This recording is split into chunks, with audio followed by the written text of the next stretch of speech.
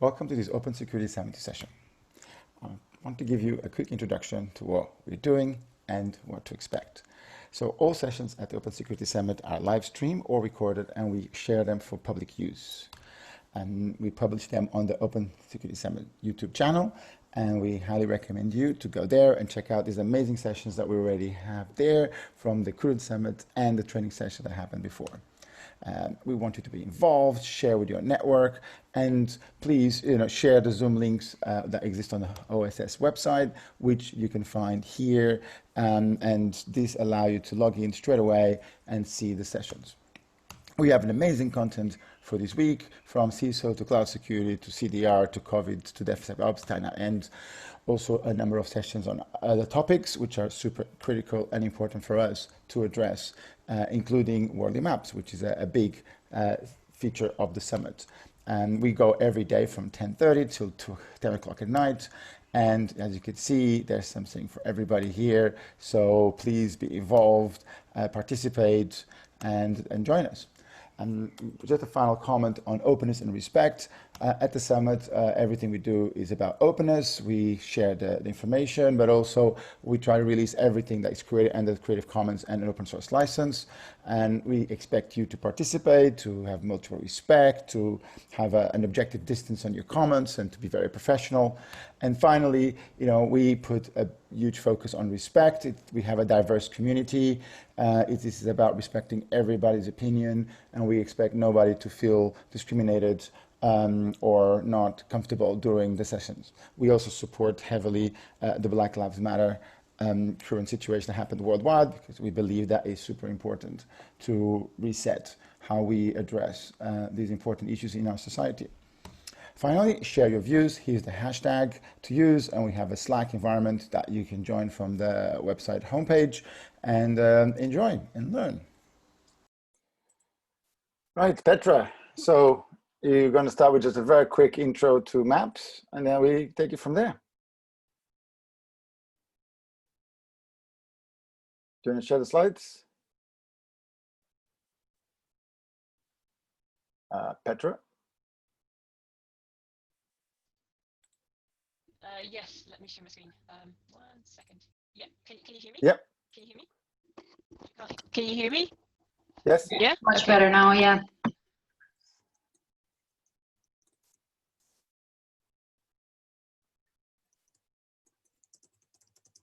Okay, sorry. Okay, I think my internet is on sec. I need to share my screen.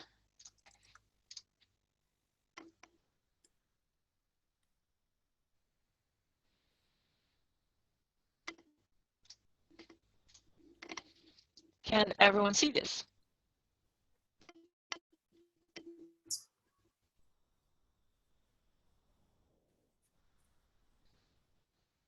It hasn't come up yet. Yep. Do you want to hear my, see yeah, my we screen? can. Yep. Okay, I hope my internet will hold this. Okay, so thank you all for being here. We are welcoming you to this session that we will talk about threat mapping. It's basically about using Wardley maps in cybersecurity. This will be an interactive session. We'll get a lot of valuable input on them because, as Simon said in one of his tweets and statements, maps can be wrong. So some of our maps can potentially be wrong. They probably are. So let's have a look and discuss it. Let me go to the next slide. Okay, so I just want to introduce myself quickly. I'm a doctor by background, and I'm currently studying cybersecurity. And I'm a productivity engineer as well as an Infosec team member. This is one of the from my interview, just tells a little bit about me. Recently, some of my back home Croatian newspapers found it interesting, the whole story of me from doctor going into cybersecurity. So I just put some of the articles that came up recently on the internet about me in Volleyball England and some other websites. And I put some of my contacts where you can find me if you want to talk to me or have a chat. So we all know who Simon Wardley is, and former CEO, former advisory board member. There is a Wikipedia page about Wardley maps, so you won't find much there, but he's basically a IT strategist which invented Wardley maps, and I will let Simon's maps talk for him. So I just want to say a quick intro to Wardley mapping. The key word here would be situational awareness. Awareness of our destination, of our topography, our path and route, and why a map, not a graph? Just a very brief map through a little story that I made up. We have on the left-hand side a map, and on the right-hand side, cyanide is a poison, and it's our story of a pirate who had a map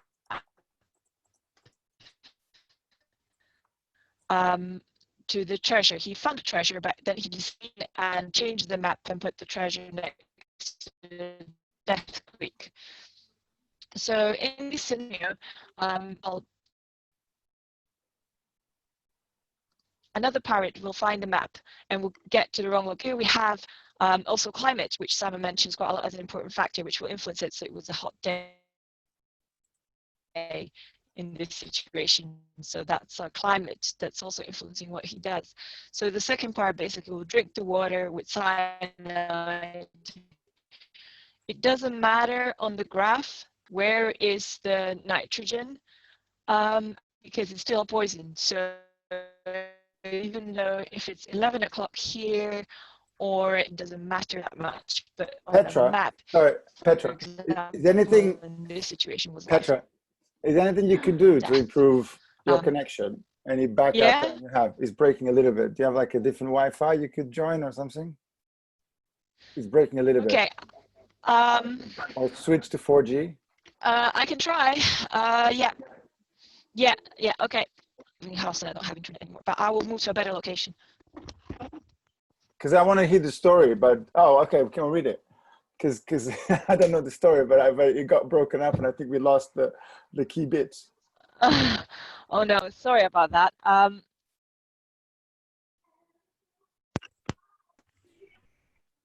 If you give me a second, can you hear me now? Oh yeah, that's better. Okay, I'm gonna move to my garden. So I really apologize about this. Sorry, I need to get to the garden. There's no internet there. I'm gonna talk a little bit, so sorry about that. Okay. Cool. You're already sounding better. Yes, I think this is going to be better. Yes. Okay, can you restart the map story? Okay, yeah, so my story You need to is change the presentation because now we're seeing your, I think we're seeing your, what's it called? Notes. Oh, my notes.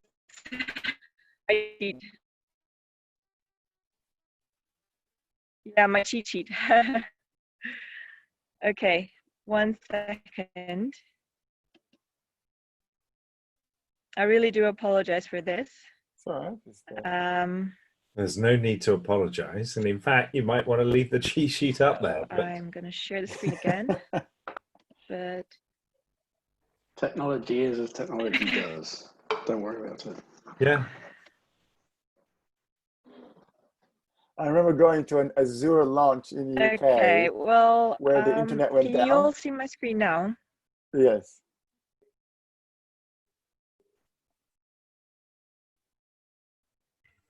I just joined and I hope I'm not late. I just joined and I hope I'm not late. No. Petra's just telling us a story about maps. No, it's good. Yeah. Okay. Yeah. You'll see my screen now. Yeah, we can. Yeah. You almost have as many apps open as I do. All right. So, You know what? Why don't I just get my headphones? Sorry about this. I've gone too far. Petra, one other thing you could try on the Yes? Zoom bar, when on the sharing bar, you can change the optimize for video. I've noticed when it's marked optimized for video, it really kills the voice bandwidth. Okay. Optimize share for full screen video clip. Is that it? Yeah. How is it now? Is it all right? Voice is good. Okay. Right. So I was telling the story of an unlucky pirate. Very good. Sorry. Now we can hear you really clear. Okay. Basically, the story is, you know, why are graphs versus maps? Why is it being a map here important? Well, the kind of highlight of the story is there was a pirate who found a treasure on the left-hand side map. He'd taken the treasure but changed the map and put the treasure near the Death Creek here. On the right-hand side, we have a graphical representation of cyanide. One representation is with nitrogen at 11 o'clock and one is at 5 o'clock. So basically, the pirate put the treasure next to the Death Creek on the map, on the fake map, and the Death Creek had the cyanide in it running in the water. So what happened is another pilot found the fake map and ended up at the Death Creek and drank the cyanide. So the point of the story is here a map meant life or death, and we have also the factor of the climate here, which was a hot climate that day, and that also influenced the pirate to drink the water. So we have what we have here is on a map, position is important, and on the right hand side, cyanide is always poison, whether the nitrogen is 11 o'clock or 5 o'clock. That was the point of my story. I hope you understood the metaphor with all this bandwidth problems. So basically the theory is, as I mentioned earlier as well, is driven from Sun Tzu's 5 factors, which he was a Chinese military strategist, and he always preferred strategy to battle. So there's so the elements are purpose, landscape, climate, doctrine, and leadership. So basically, purpose means we have to have a purpose, and in our case, a lot of times that is the anchor. Then we have a landscape, which is on our map. So it's the things around us, the components. We have the climate, which in our story was the hot climate, but it can be a climate, for example, of a global pandemic, like, you know, these days. We have a doctrine and we have leadership. So we have a strong leader who will kind of guide us through the whole strategy. Every map has to have basic elements. It must be visual, it must be context specific. So that's kind of correlates to the climate that we're talking about. And there should be an anchor, which will have components that will be positions relative to the anchor. And a lot of times we will have also movement present. Petra, I changed to I'm sharing the screen because I think now you got good audio, but your video wasn't coming up. So let me know when you want me to move forward. Oh, I didn't even notice you changed the screen. That was very slick. Okay. Yes, move forward, please.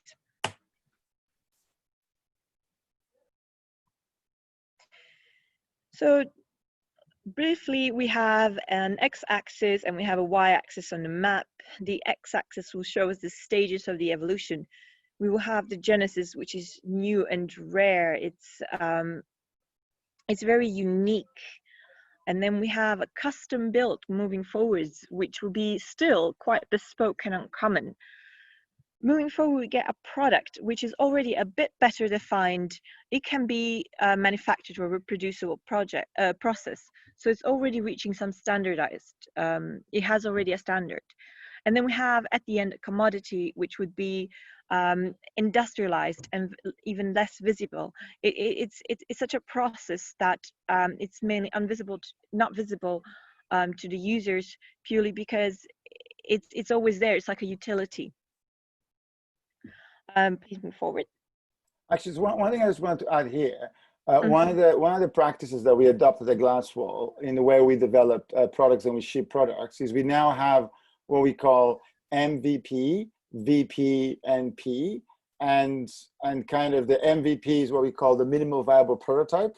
The VP is the viable product, and the P is the product. And when we sort of following this idea that, you know, somebody has an idea, they come up with a plan, then we kind of build the MVP, which is something custom build. We prove it works, we prove we can do something with a file, we prove we can do a security property. Then we actually create a product, we create a viable product, where, you know, we ship it, we have customers using it, we get to understand how it gets used. And then when we hand it over to the SRE team, which is basically our commoditization angle of it, that's when actually we call it a P, but that's because when it becomes, you know, almost, you know, as a utility, you should just run, you should have 9.5, so it should be really, really rock solid. And that's kind of the evolution that we've done to implement this internally, even from a product and actually secure development point of view. All right. Cool, let's move forward. So as I said, you know, there's various types of components in these stages, and depending on what kind of component is it, we can also describe them. So we can have activities, practices, data, and knowledge. And depending on what stage, for example, for practices, we have novel, emerging, good, and modeled. So that's in regards to our stages and the possible components of the stages. Next slide, please. And then basically I'm going to tell you a little bit on how to build a map. I'm really sorry, my computer is just I'm kind of losing Zoom here. We're going to share your screen, although you do have low bandwidth. Yeah, no, I think this is a good idea that you sharing it, but I can't seem to open Zoom properly. I'm sorry. Just problems keep occurring. Well, Petra, we can hear you. We can hear you very clearly, and so we can see the slides. And by the way, you're doing great. And I want to pinch your pirate map example, if you don't mind, because I do like that. Okay, I'm glad you like it. It's a little story I made up. Okay, because he actually has the element of misdirection, right? So there's no reason why that maps have to be correct when you present them, right? You can create fake maps, right? Yeah, exactly. And in security, you have that, right? In security, you know, you don't always have to tell the truth to your attackers, right? You know, there's no reason why we have to respond, you know, with good data, and we can use misdirection, right? Yeah, true. Like honeypots or something. Correct. Okay, right. So I'm gonna try, because I can't, for some reason, my Zoom is not really opening up, but I'm gonna try just go off of my slides here. Yeah, so same. So we're on the side that says, so how do you make a map? So yeah, that's where we are now. Okay, so basically we start with identifying the users. The users will be our anchor, basically. So we then identify the needs that these users have.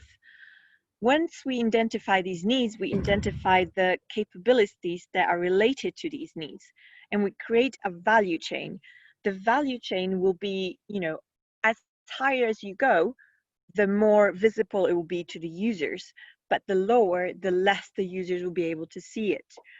And then once we've done that and we have our value chain, then we can distribute these components and needs basically depending on the stage of evolution for each one of them. All right, next slide, please. So I just added this one, but because okay. this is a great tool. When we talk about doctrine, this is a really cool tool, and one of the things I still want to do during this summit, which is to actually use this so we can, you know, do a bunch of mappings and see how we could evaluate and how we rate a number of things. But when you talk about maps, you also talk about doctrine. This is a really great tool to do about it. Okay, there you go. There's your map. So now we're on Simon's first map. Yeah, so I just wanted to show, because I'm going to show my first map, so I wanted to show Simon's first map. So basically what we can see is that we have on this map a customer, which is the anchor. And this is a map of a specific business in a specific context, in in like a given moment of time. So this gives us also our climate. So this anchor, this customer will have certain needs. And the certain needs in this case scenario will be online image manipulation, online photo storage, and printing. And then each one of these needs, they have the components. And there we go back down to website, platform, CRM, compute, data center, power, depending on how visible they are and depending on where they are in their stages of evolution. So this map has all the elements. It's visual, it's context specific, it has an anchor, and it has a position of the components in the map. So if we move forward, I can show my first map. Cool. So let me just put it on my slides. Right. So this is the first map I've created. It's probably not correct in some aspects, but it was my first one, so I thought it might be interesting to show it, and I would like you all to discuss it. It was just before the lockdown when I was having my interview with Glasgow, and I decided it would be interesting to create something COVID related because everyone was talking about it anyway. So we have as an anchor general population, these are our users. And then what do they need? They need their vaccine for COVID, they need health and functionality, and they need mass production of that vaccine. At that time, we all thought the vaccine is going to happen much quicker than it actually will, but there we go. And then in related to these special needs, I have created the components. If you see on the left-hand side, all the way down, we have only at the genesis, we have the lab set up with some researchers. Now this is very unique. That's why it's at the genesis, and it's not visible because someone is setting this up somewhere. And these researchers come from all various backgrounds. They don't have to necessarily be from like a pharmaceutical background. And they will all meet up in this unique scenario and will try and make a vaccine. And then as we go up, as things become more visible, we get the preliminary results. We have the various stages of pharmaceutical testing. We have animal testing. We have public research that gets published. We have research that gets published, and we have a final product.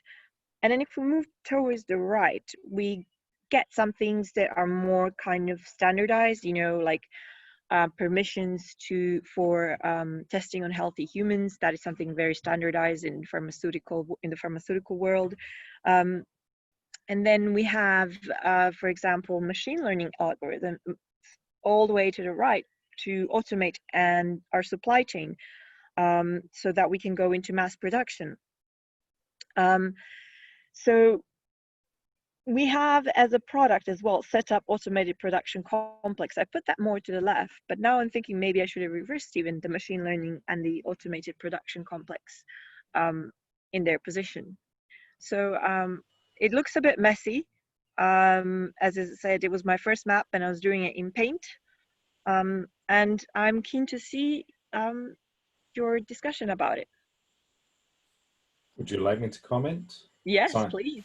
So first of all, where you've got insufficient supply chain, so if we take that as the pharmaceutical supply chain, I completely agree with you when you said about swapping machine learning and the setup of automated production complexes. Because in the pharmaceutical industry, various components of it are actually quite industrialized, to the point that even in when we're doing epigenetic based work, there's gene foundries, and we're already industrializing those sorts of spaces. So various aspects of the pharma supply chain are quite industrialized. But the interesting thing is, of course, you take a single point in any map, like my map with the power, you can expand that out into its own map. And with power, you'll have distribution mechanisms quite industrialized, but you may have some of the production mechanisms slightly less industrialized, more in the sort of custom built example. For that,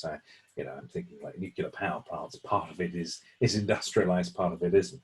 So I completely agree with you with the swapping around of that machine learning and the the production complex. Of course, I'm talking from a position of utter ignorance, and because though I do work with pharmaceutical companies, I do not work with enough knowledge to state that with any confidence. So hopefully somebody on the line will be able to say, no, you're completely wrong to me. Yeah, thank you, Simon. Any other comments on this map? By the way, once I saw this, I was like, we're hiring her. This messy one. I was just going to say the same thing, Dinis. One of the funny comments I heard when I think was it you, Luke, or somebody else who asked me if I had planted her, because almost it was too good to be true. Because I was basically making the case, look, there's this talent out there, we just have to throw them a challenge. Let's throw them the Wardley maps. My experience is that the right individuals, they'll click, they come in super excited. And then, Petra delivered this. And I guess my only question was, is she for real, right? Because when she came to the office, again, I was super happy that she does actually exist and is actually a real person. And yeah, but by the time we saw this, I was like, oh, we're absolutely hiring her. Yeah. Cool. Well, thank you. I'm glad I managed to impress. So my next map, well, this is something I've actually done recently. I've just played around a little bit with COVID again, because I saw my first map and I was thinking, well, you know what, let's just play with COVID and this release of lockdown and see how things will evolve. So this time I added a little bit of evolution to it. So again, we have COVID, but this time COVID-19 as a virus is at the top, and that's the anchor. And now we have, what does COVID need? So basically coronavirus, what does it need? So it needs crowded places to spread. It needs healthy individuals who will travel around. It needs risk individuals too, because it can definitely prosper in those. In regards to hygiene habits, it needs kind of bad hygiene habits. Now, at the moment, in this context of time, the crowded places are more to the left. They're not really present unless people are doing, people are doing it. They're doing some illegal, barbecues with 10 people, and people are throwing parties. If you walk on a Saturday evening through London streets, you can definitely hear some people are doing home parties. And healthy individuals who travel, well, some airlines started to run, and trains are still going, so you do have those, but way less than before, so they're still quite left. And these crowded places, I put them a bit higher up, because you can still notice as I said, if you go through the streets and you can hear people doing that, so you can still notice if they exist. Or even like the protests, for example, what happened right now, that was a crowded place, and obviously it's quite noticeable. But it's still not common. It's still more to the left. And then we have individuals at risk, and they are at the moment kind of visible, because they're not that afraid anymore. So they are kind of starting to emerge, and they are around. And we have hygiene habits, which are more to the right, because people are washing their hands much more than they used to. It's more kind of becoming like a thing.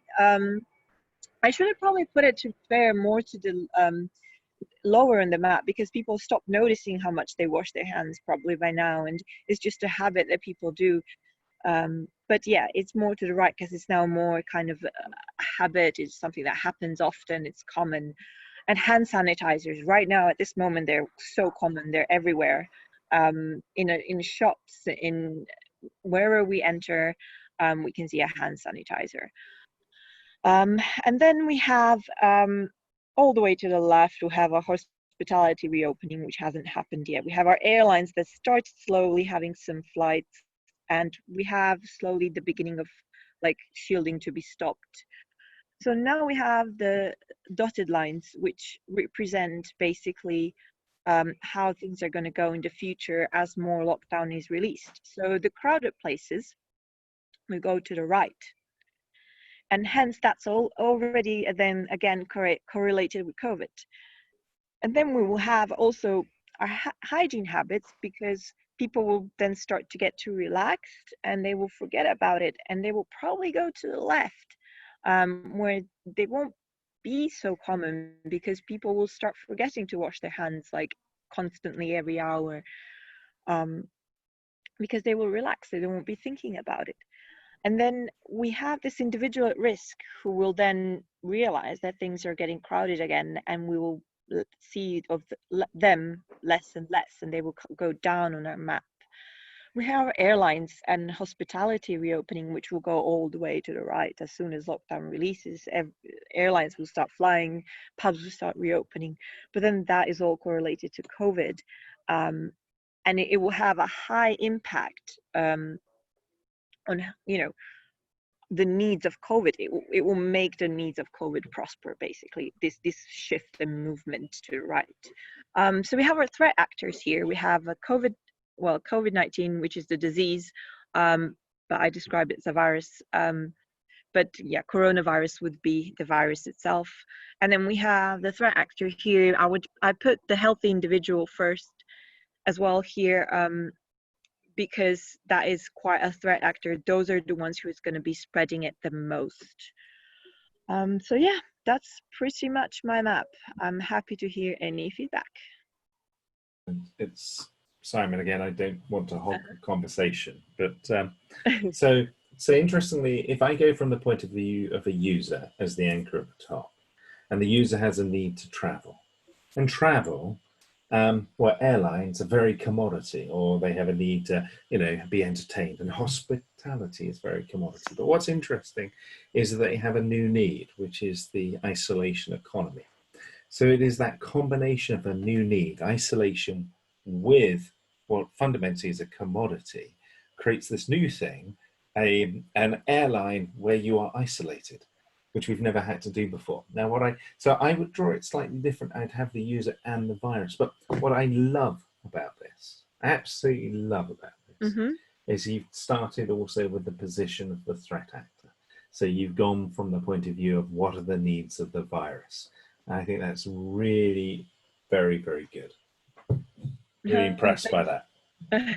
And Yeah, that was going to be my question. So I think this is a good example of a situation where the evolution. So I've done some similar like this, and I agree with you. I think putting the actor at the top, it really puts the map into a completely different dynamic, right? Where you actually go from insecure to secure. So the more to the left you are, the more unsafe you are, the more insecurity you have. The more to the right you are, the more safe you are. And when you read the map like that, apart from the summer 2020, which I want to go into a second, that makes sense, right? So from the point of view of, you know, if I'm looking at the user has a need for travel, and we'll take that travel as being airlines. That need for travel is far on the right, and airlines are far on the right. But what's happened, what COVID has done, is created a new need for isolation. So now the user has a need for isolation. Well, you don't get isolation with an airline. So what they've got is you've had to have some sort of isolated airline. So it's like airline, and you have that as a dot, and then a line going upwards to isolated airline, which meets the needs of travel and also isolation. And we don't have the practice, or we've had to create the practices for that. I see. And eventually, of course, the isolation need will disappear, we hope. And if it doesn't, then of course those new emerging practices in that space will evolve, and eventually we'll get used to it. It'll be all on the right hand side. But so that's going from a user perspective. And the beautiful thing about this is also putting the virus itself as a point of reference, because the user has a need for isolation, okay? But that is because of the virus. And the virus has its own, you know, needs in terms of it needs crowded places. It needs, you know, individuals at risk in order for it to spread. So it's despite the horrendousness of the subject, it's a lovely way, really, really good way of presenting it. So thank you. Oh, thank you, Simon. Any other comments online? from the other participants?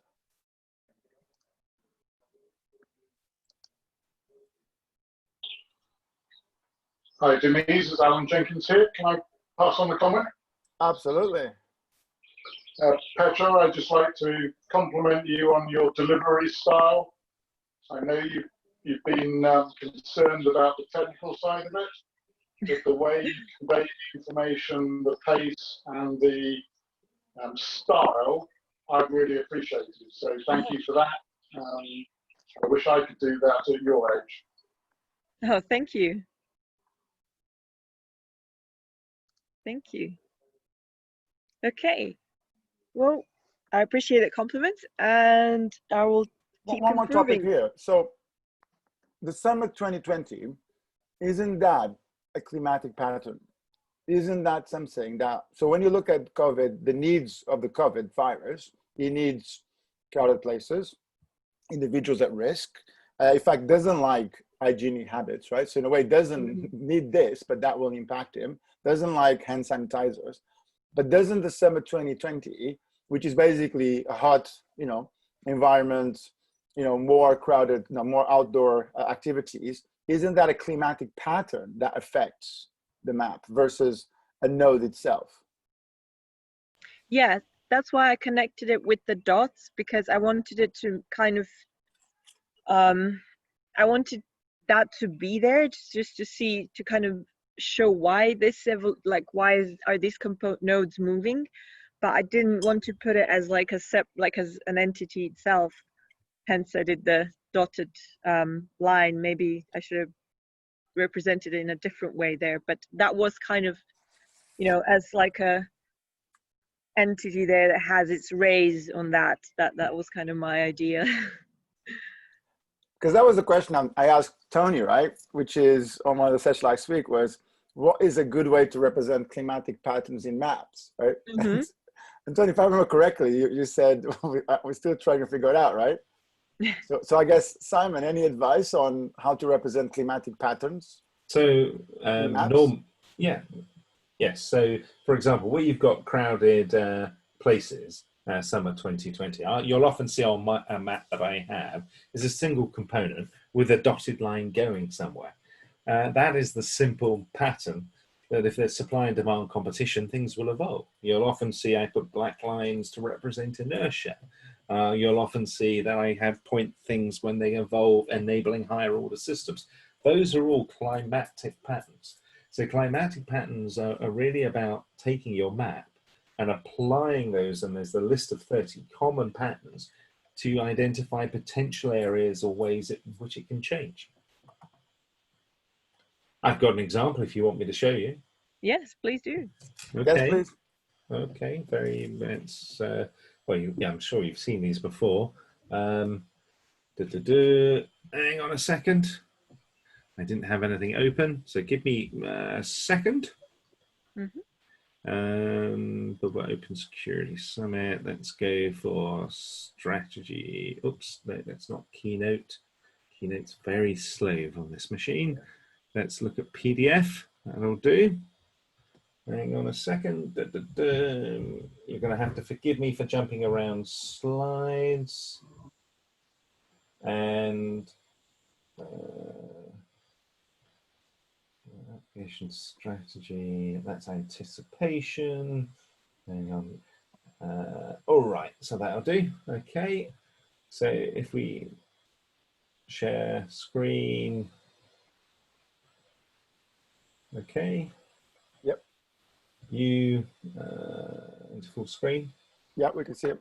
Right. So you got for Tango, and that was my value, the chain. By the way, the value chain, the left hand side, I don't actually use that. That's only there for people getting, initially when people start. So the chain is the chain itself. So you don't have to worry about that. So that's where we were, and of course.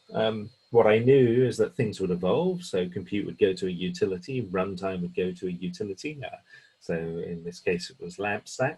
I knew we'd have inertia to the change. I knew another pattern is as things evolve, they enable higher order systems to appear. And those higher order systems create new sources of value and worth. So I've drawn that. So what you've got is a map which I've applied some basic climatic patterns to. And the point about this is now I can talk about where do I want to invest. Do I want to invest in differentiating with my existing service? This was 2005, remember, this is before Amazon launched. Do I want to build the first computer utility? And given the fact that I was anticipating Google was going to launch, do I want to build the first runtime as a utility? Or maybe I should wait until somebody else plays that game and then look at using them to build something totally novel and new, something hopefully a future worth on top. And so the point about the map is I now have the map. I can see multiple different points of change. I've applied those climatic patterns, or some of them. I can look at potential areas where I might want to invest in this space. And then, of course, I get to the point of once I've done that, I can then start to manipulate the space. And there's various patterns I can use to manipulate it in particular areas. And, you know, I might want to slow things down with fear, uncertainty, and doubt, or accelerate it with open approaches, or manipulate the space through the use of constraints, well, artificial or otherwise.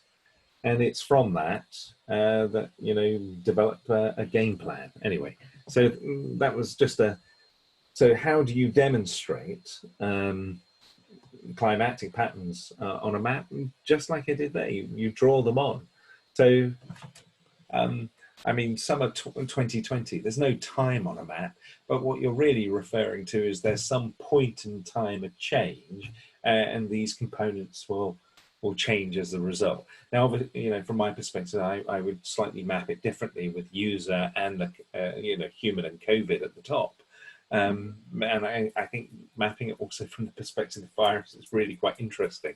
I'm surprised because certainly when mapping security spaces, we often do attackers and defenders.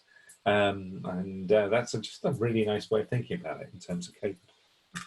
I might pinch that as well, sorry. So I'll stop speaking. Did that make sense, by the way? Yes, thank you, Simon. It Pleasure. does. Thank you. Okay, we can move on to the next one. Dinis?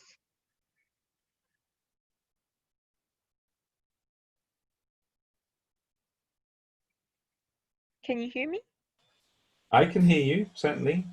Wake up, Dinis. Yeah, I can hear you. I can hear you fine. I just Okay. need to find the slide I'm sharing. All right. And then here it goes. Give me a second. That's my. I lost my window. Here we go. Cool.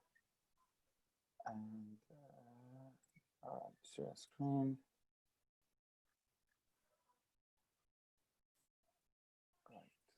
Right. Okay. By the way, I'm actually using the slides from the session. So now we've embedded the session slides in here, and in addition to the video, you get the slides straight away. So there you go. Next one. There you go. Cool. So we are on the Simon Wardley quote, the tweet. Okay. Yes. So I just wanted, because we were talking about COVID, I just wanted to show one of Simon's recent maps.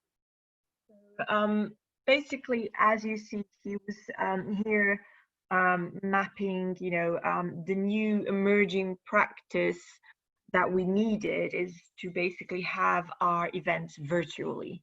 So we had our virtual space quite low because it's not obviously visible to the user, and we had the physical space there too because it was taken for granted, I would say. And you know, this map, it's basically showing the evolution of how we had we had events initially in a physical space, but now with the new emerging practice, what happened is it all moved with the isolation economy. It all moved, you know, to a virtual environment, which was kind of initially custom built and new. So yeah, so I just wanted for comparison, but this map is quite much more complex in its components. but I just wanted to show it as an example. Yeah, there's a great little couple of minutes video that Simon recorded on the last one, which actually is on YouTube, where Simon walks through this. But I think what's brilliant about actually what's going on here is you can see my mouse, right? It's that there's this crowd of people and companies who made money with physical events that are just desperate for you to go back to reality, where what we now have is we're on this new emerging sort of isolation economy, where what we're actually doing in this summit is exactly figuring this out, this emerging practice. We're figuring out this new value that we can create by moving sort of the online events into the social elements that you get with the conferences, with the advantage that I think that the thing that's added here is the fact that you get a lot more talent. So the talent pool that you can do in a way in the isolation economy, or when you don't have to go to a venue, physical space, is actually much bigger than a talent pool that is available that can make it to the physical space. And but this is literally what we're doing right now. We're figuring this out, this emerging practice of how to create new value systems that are based on not on physical space, but on this efficiency that you get with the virtual space, driven by the isolation economy. Simon, do you want to add anything else? No, there is that was just a rough map. There is a slightly better one which actually links to it. So fundamentally, business creates events in physical space. We've had the ability to evolve that, not worrying about the physical space for some time. I mean, the first virtual conference I did was 2006, so that was 14 years ago. But the reason why we haven't is because of this whole social aspect, the belief that we have to meet people and shake handshakes and all that sort of stuff. So actually the isolation economy is acting as a forcing function. So it is shifting us over that sort of inertia barrier, which is created by those those ideas of the social needs. So we've had to do it, but only temporarily, as some people have believed, except for what happens is every time we shift from product to more utility, we get these emerging practices and these new needs being created. I mean, nobody knew that, phones everywhere with an app store and a decent network connection was going to create Uber, any more than anybody knew that cloud computing was going to create Netflix. But nonetheless, what happens is those new needs and new things then cement the change. And that's one of the issues, is people think the world is going back, but it may not. And so the interesting one about the airlines as well, because if you do this from a user and business perspective, there's no reason why virus can't be at the top as well. And we can now look at the interactions of the needs to the virus to the system. And so when you talk about airlines, they themselves are suddenly having to cope with this new isolation economy requirement. And it may be the case that they go back, or it may be that some other new need, some other benefit comes out of this.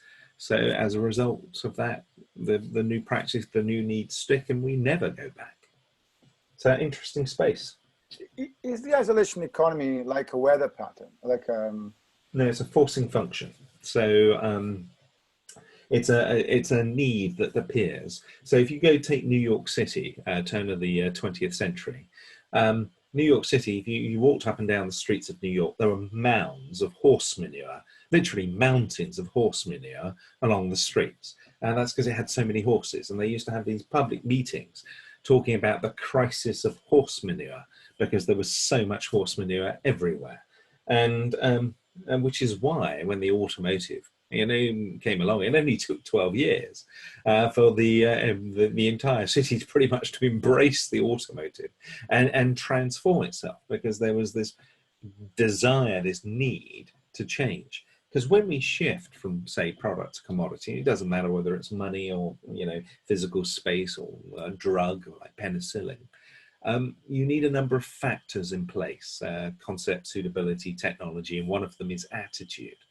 And often, we have a lot of resistance, so we're very slow to change. And some other thing will happen.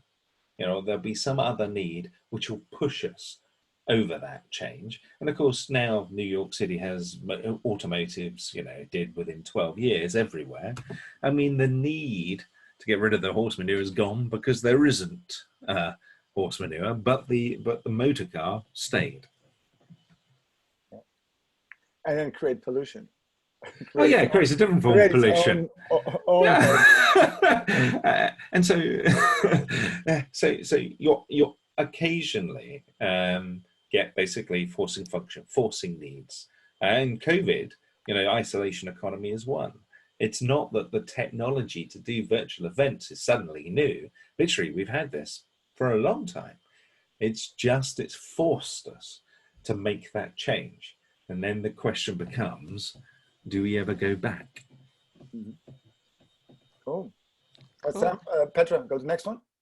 Yeah, so the next ones are yours, Dinis, that you created. So if you can say a few words about those.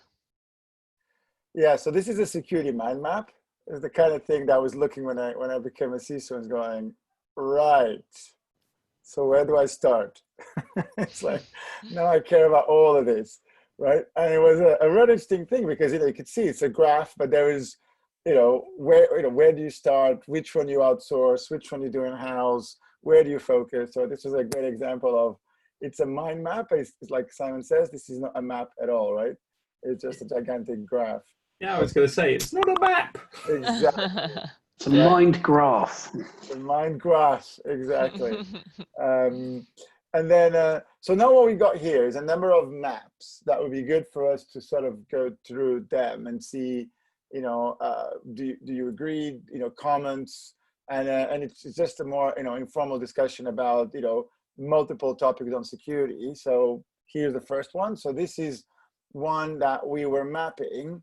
What does our thread landscape looks like? So, and this is, so you now get to see, so we were actually doing this from the point of view of this, the type of attack, which is weak, good, advanced, and expert, but from a point of view of how dangerous it becomes, i.e. the technology, right? You know, do you have, so the denial of service is a good example. Like these days, you can literally hire denial of service services who act as experts, you know, in attacking your system. There's even, you know, denial of service. There's even denial of service as a service, right? You can buy. So it's, you know, you with a little bit of money, you can actually have access to lots of expert capabilities.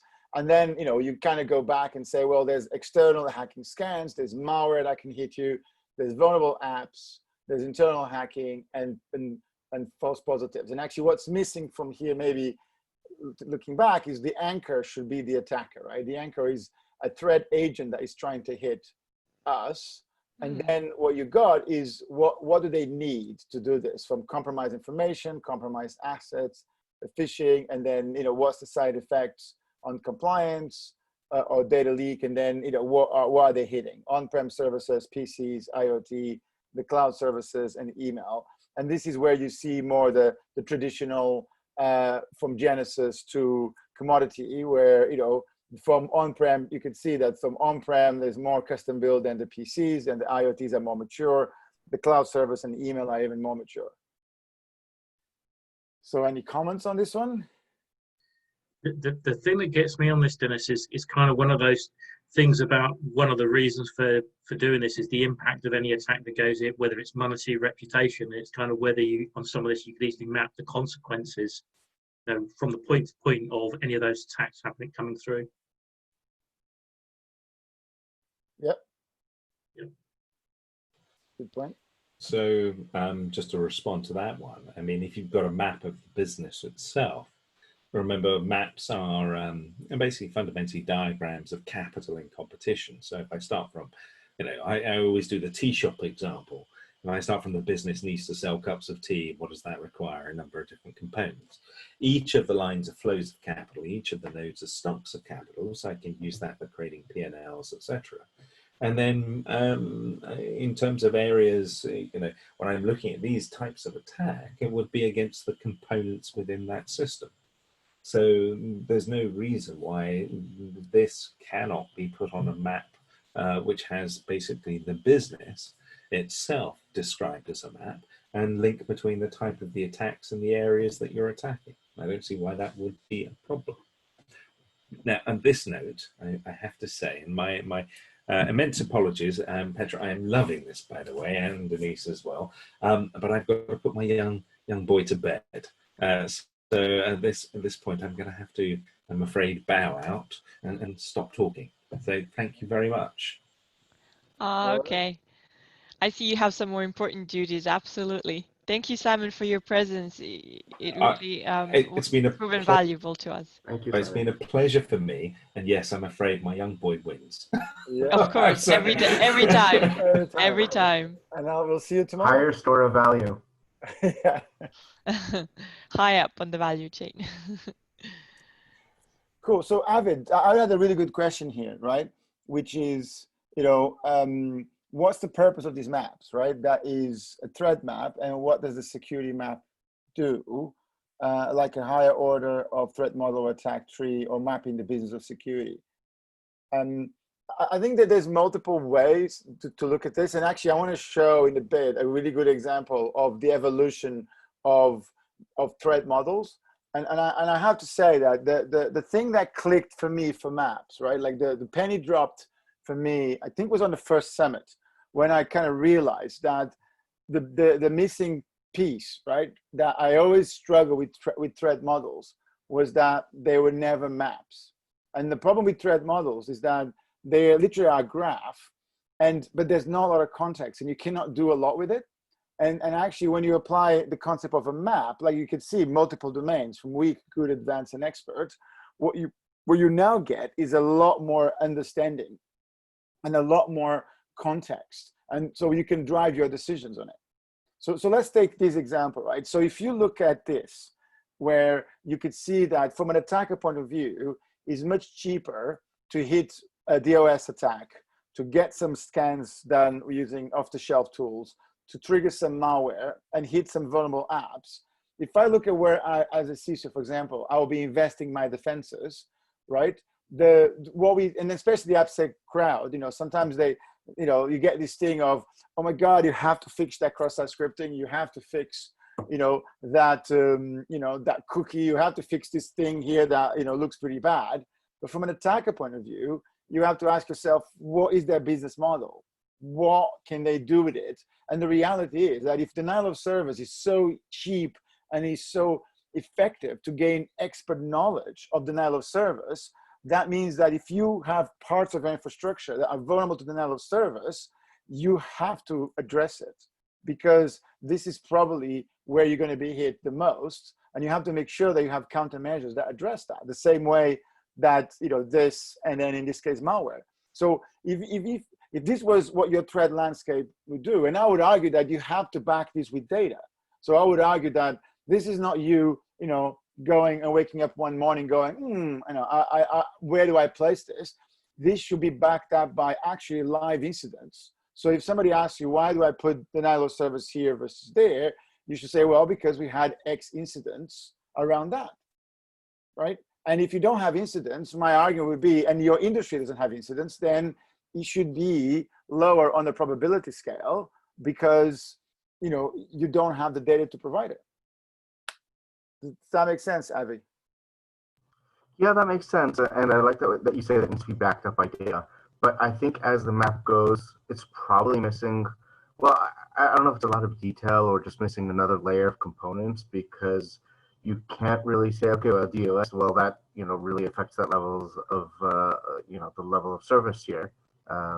It doesn't really affect the store of value in any of these components unless you know that it does. So it's probably just a question of missing some level of detail, some resolution here in between. Yeah, no, I agree. Like for this map, for me, what I don't like is that it's mixing lots of domains, and I wouldn't do it this way. But it shows, you know. So this was somebody who was looking at what is the type of technology. It's almost like, what is the type of weapons, right, that an attacker could get to in terms of the dangers of those things. But let's look at the next one, right? Because we have a pile of them. Yeah, but that's what I'm trying to understand here, because this map, as it stands right now, to me, it feels so painfully generic that right now it might be a great conversation, but it doesn't have much value here. I mean, other than conversation itself, obviously. But there's actually a great comment. I think it was David, one of the guys said earlier in the week. He said there is also different types of maps, right? And he actually showed a great squiggle of a map, right? And he basically said, look, there's maps that the point is just to have a conversation. The point is just to show me your cards, right? Or I'm showing you my cards. Let me see where you go. So it's almost like I want to make a point and I'll use a map. And so I do that a lot, right? So I tend to, again, explain things visually, and instinctively I'll start drawing a map. Right? Just because I want to show, look, this should go over there and that should go over here and that's our strategy. And the point of that map is just to convey an idea. And then other maps, like, you spend more time, they're the ones you can start to apply the strategy, right? And then, but yeah, this map is highly incomplete. I agree. Fair enough. Cool. So here's a more interesting one. Actually, Petra, I think you created this one, right? Do you want to walk us through this? Oh, so Petra, we are on the risk assessment and asset protection one.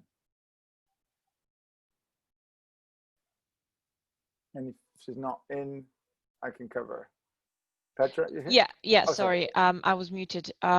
So yes, this is something that I've created as I started creating it as more like a risk strategy, even just generally an infosec strategy for Glasgow.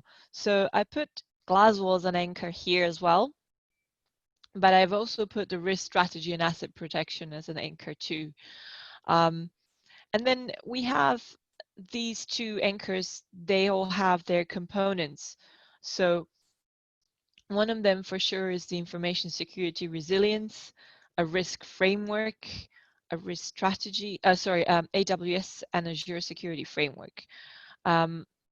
Because we're still kind of getting into the AWS and Azure security framework, I put it more to the left. And then we had also on the kind of going towards the product side more our security champions training, because we just started piloting our security champions. We already onboarded them at the point. And then we had more as a product, our information security team, which was essential for the information security resilience. But that was already also more to the right. It was more of a product. We already established it. And we already had established security resources.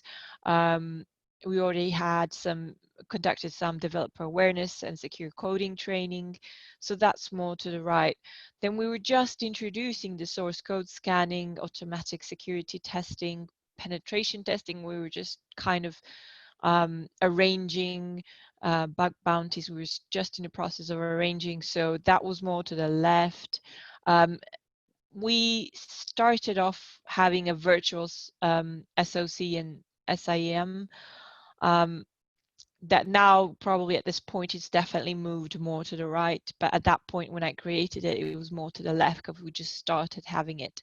And then also we started doing some auditing for SOC 2 and ISO. That's not 2000, that's 27,000. Yeah. I don't know why I put it there wrong. Sorry. Yeah. Okay, that's the wrong one. But yeah, so we just started piloting that one.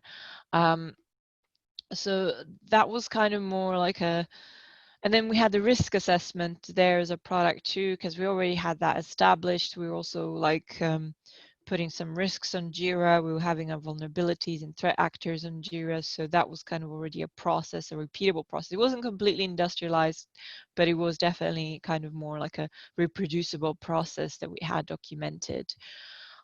So yes, that was the strategy map, like the Infosec strategy map. Well, I would say this is this Infosec almost what's it called, landscape map, right? This shows where we are. So you could see that the Infosec is more mature, right? So we already got a team established. So if you go to a company, for example, that doesn't have an Infosec team, doesn't have playbooks, doesn't have somebody who's accountable for security, this one here will be all the way to the left. Yeah, correct. Anybody want to comment on that? On this map?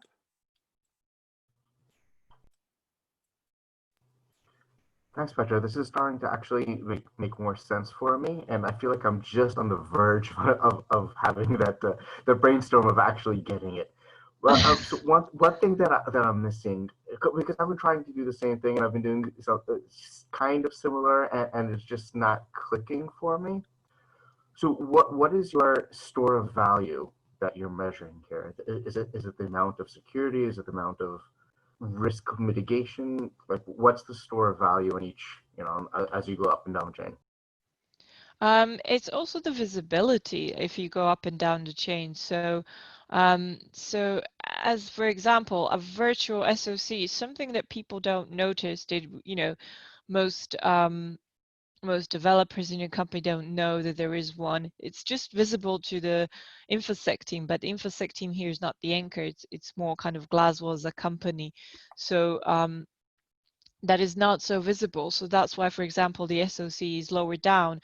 Also like auditing for SOC2. So these are things that are not so visible. A penetration test is, for example, a bit more higher up, just because purely people will notice it. Like if someone starts hacking our assets, then, developers will notice it. Our InfoSec team will notice it. It's much more visible. And then, for example, I put here quite high up secure remote working support, zero trust network, and user computing security. So I would kind of rethink this even maybe right now at this moment. But at that moment, I was thinking like, well, we're all remotely working. So obviously we will be aware of all the precautions that our company will kind of organize for us so that we can safely connect and self-use the internet. And for example, the information security resilience and our security policies, they technically should be visible because most employees should be like aware of the policies. They should be aware of like some and we of the source them, right? Yeah, exactly. And we do talk about them on our old hands, and we talk about them on our security awareness training. So I was definitely hoping that they are quite visible to the whole company. Like I say, some of this I would probably rejig around. So you have to remember that the value chain runs from the top to the bottom. And it's not necessarily always about visibility, but it's about just the value chain, as in you have something and it needs something to do its job. So, for example, a risk assessment needs a standard to follow. It needs a person to conduct it, the auditor, and things like that. And then those standards, for example, so for example, risk assessment, and then you've got external audit. Well, an audit is quite a productized, almost commoditized process. And certainly SOC 2 and the ISO standards are highly commoditized, off the shelf. Yeah. True. Likewise, if you go up to penetration testing and bug bounties. Now, bug bounties is very much custom, whereas penetration testing kind of falls almost into two areas. One is custom for doing things like logic assessments and all sorts of things. But then it's got also the vulnerability scanning component, which obviously is quite more productized and commoditized. Can you guys see my notes, right? Can you see this, right? So one of the things, right, that I have to say that it took me a while to click was the concept of attrition, which is kind of, Simon represents it like this. Can you guys see it like that? Right, so basically there's a little bar that goes here that prevents it. And the other thing that, and this may be, I think, a little bit different than sometimes Simon mentions it, is that although, for example, the bug bounty is today very mature, I would argue today in our company is not, because we haven't publicly launched one, we haven't fully done the cycle, we haven't actually gone all the way where it's actually part of the DNA of the company.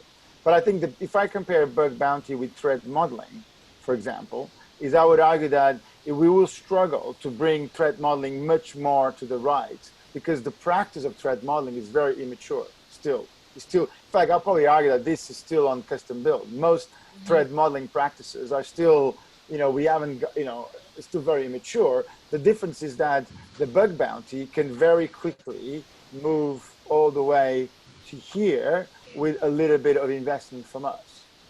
And the same thing with pen testing, right? Pen testing, again, we still don't have a pen testing as a service. Like, I want a thing where, a developer can go and book a pen testing, go to Jira, book a pen test, and know that there's almost a productized service that will deliver that pen test, that asks him what they need, what he has, provides the materials, packages it all up, gets it done internally if there's resources, done externally. So there's a whole service that needs to be done. The difference is that, again, we can move this very quickly to the commoditization space because the pen testing world is very mature. Again, source code scanning, I would argue that, again, although we can move it fast there, I would argue that the quality that you get in the commodity space is very low. So I probably prefer to keep that, more custom build, because you have to customize it. So, but if not all of your teams do the same? Right? For example, what if not all of your teams and all the components around your organization are at the same level of maturity? Some might be doing full penetration testing automated as part of the build and SAS scanning, and some might do once a year, have somebody come in and do something manual.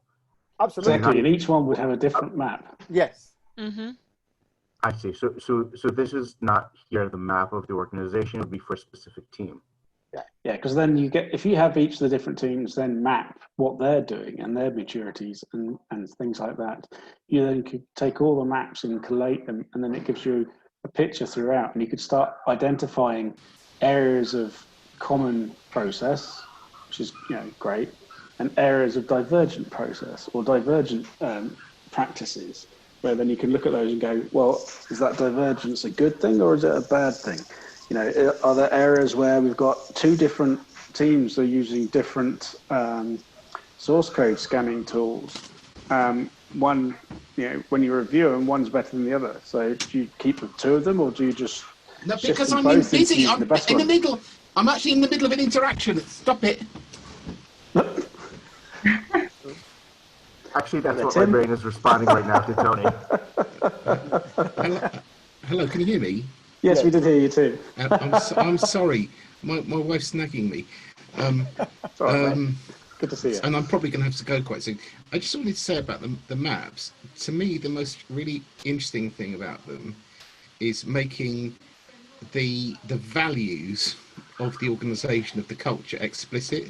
So, the selection of the dimensions. If you have the maturity dimension and you have the value chain dimension, you're making the axiology, the values, the driving forces in the organisation explicit. And I think that probably when we go into more technical realms, we forget the importance of mapping the sort of social and political dimensions and values. So to me, the main domain in which these maps have value is in this social political domain, and it reminds me a little bit of, if anyone's ever studied the sort of sociology things like active network theory, where you're mapping actants, which are like, could be humans, could be computers together. It fits into that sort of space. It's more that space than the typically technical computer security space.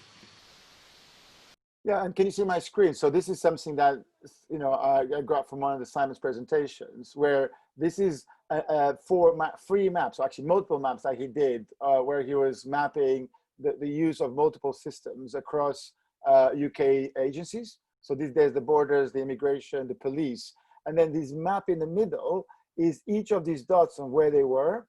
So you kind of could see that, look, they had websites that went from custom build to commodities. They have email systems that somebody was still putting there, where they had figured things out. They had some data centers that they were custom built and they're moving over there. So when you then apply all your maps one on top of the other, especially on big organizations or multiple teams, like Avi was saying, you spot like those cases. You spot the cases where somebody's using bug bounty as a service. These guys are doing pen tests all the time and they completely nailed it. And this other team barely does it, or it's a very manual process. And especially on big organizations, it's insane how much duplication and inefficiency exists inside the organization. That makes a ton of sense. Thank you, Dinis and Tony. Like that one, for example. See? And we can apply this. So if you look at, let's say, even on big security teams, the amount of duplication and inefficiency occur because you literally have the right hand totally nailing it and the left hand not talking to the right hand and doing it completely manually, right? Or trying to custom build and actually investing money, right? The problem with this is that every time you do one of these paths, this is a lot more expensive, right? Now, it might be competitive advantage. It might be that there's a reason to do that, but in most cases is inefficiencies. So or it could just be one of the teams is just not as mature as the others and they haven't evolved to the same place they are yet. So well, let me show you this because I created a really cool example of something I've been trying to show for ages, which is this. So this is what we did today on the session early on. Oops, sorry, wrong one. Not that deck. Which is, yeah, got this here. So this is the deck that we, in fact, it's already online, but it has something which is really cool, which is the evolution from thread modeling to maps. And so this is the COVID Safe Path apps. Right, and now let's just very quickly. It's just it's a mobile app. It holds the data. They go privacy first, which is great. And Adam and another guy from these application from this open source team was actually on the call, which was really good. Right, we've done 2 thread modeling sessions last week. Yes, so Adam and other guys were there, and then the videos are online, which you can see. They already provide a lot of great documentation. So privacy first. These are documents that they provided, which is great. And then I consolidated that on that repo. So we did a thread model that looks like this, and I just quickly walk you through this one. Fundamentally, what you have an app that stores the physical locations where you've been to. It downloads a list of infection paths. They try to anonymize that and that data is provided to them by a user with has been infected. And the user that's been infected talks to a tracer who then tries to clean it up. That goes into here, that gets stored and published, and eventually that ends up down there. So this is a typical threat model initial path where you could see that the reds are the trust boundaries, and the next thing, for example, you can add stride to this, right? The problem with this is that, in a way, I can then convert into something like this, right? So this is now the same thing, but thinking in terms of user needs, or the needs, this needs this, needs this, needs this. So you can see that the user, the general population needs a mobile app and needs, so this is IIL. So this is anonymized infection locations, needs that data. You need a place to get it. You need to calculate the AIL. So you need to store the filtered infection paths somewhere in a server. Then we need a place to store the RIP, which is the raw infection paths. This is the one that is really toxic because this is the one that really contains personal trackable data, right? Although the FIP is a little bit better, but this is the one that you can totally figure out who the person is. And then you need a mobile app. This needs a mobile app who then the user can use, who store the data. And then there's the agent who gets the information. But in this case, this mobile app is the same as that one. But the premise here is that the data stays with the user until they are infected. The problem with this map, this is how we would do threat model, right? We will basically connect the dots, draw it on a screen, and then we can draw a bit deeper in terms of the computer components. But this is kind of the things that we tend to create with threat models. The problem with this is that it's not a map, right? Because position doesn't matter.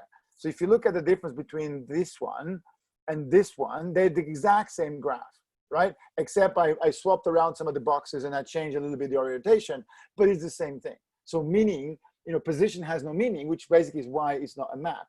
What we want is a map so we understand which ones to protect, where to use crypto, which ones to outsource, which you can do with this. Now, this is a lot more interesting because now you can see where on the maturity level these components are, but also allows you to now see how you're thinking and how you're considering data. And now all my bias or all my analysis gets exposed because we can now talk about it, right? So for me, this is the next evolution of a threat model, where you now put context and we can start to understand where to focus, where not to focus. So just to give you the punchline, one of the problems that you have here, where's my annotation?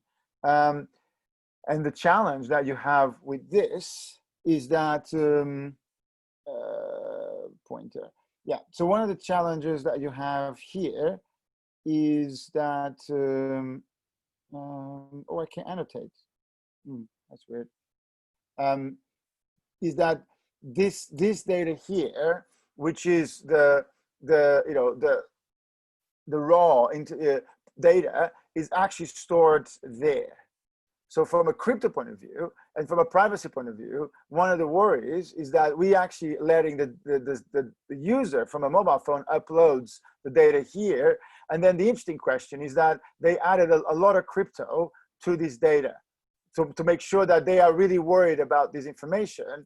And my argument to them is that they should treat this data as public. So they shouldn't try to prevent this data from being reverse engineered, because what they've done was they hash it here. So they have a hashing process between there and there to try to prevent somebody having a full list of infection points.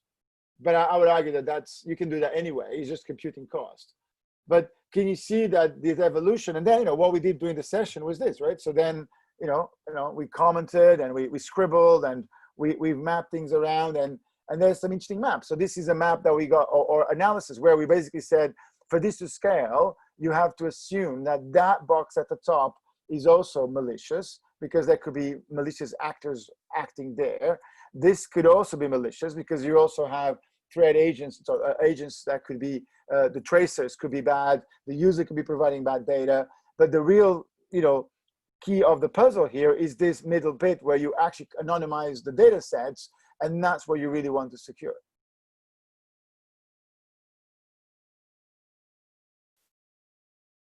Any comments?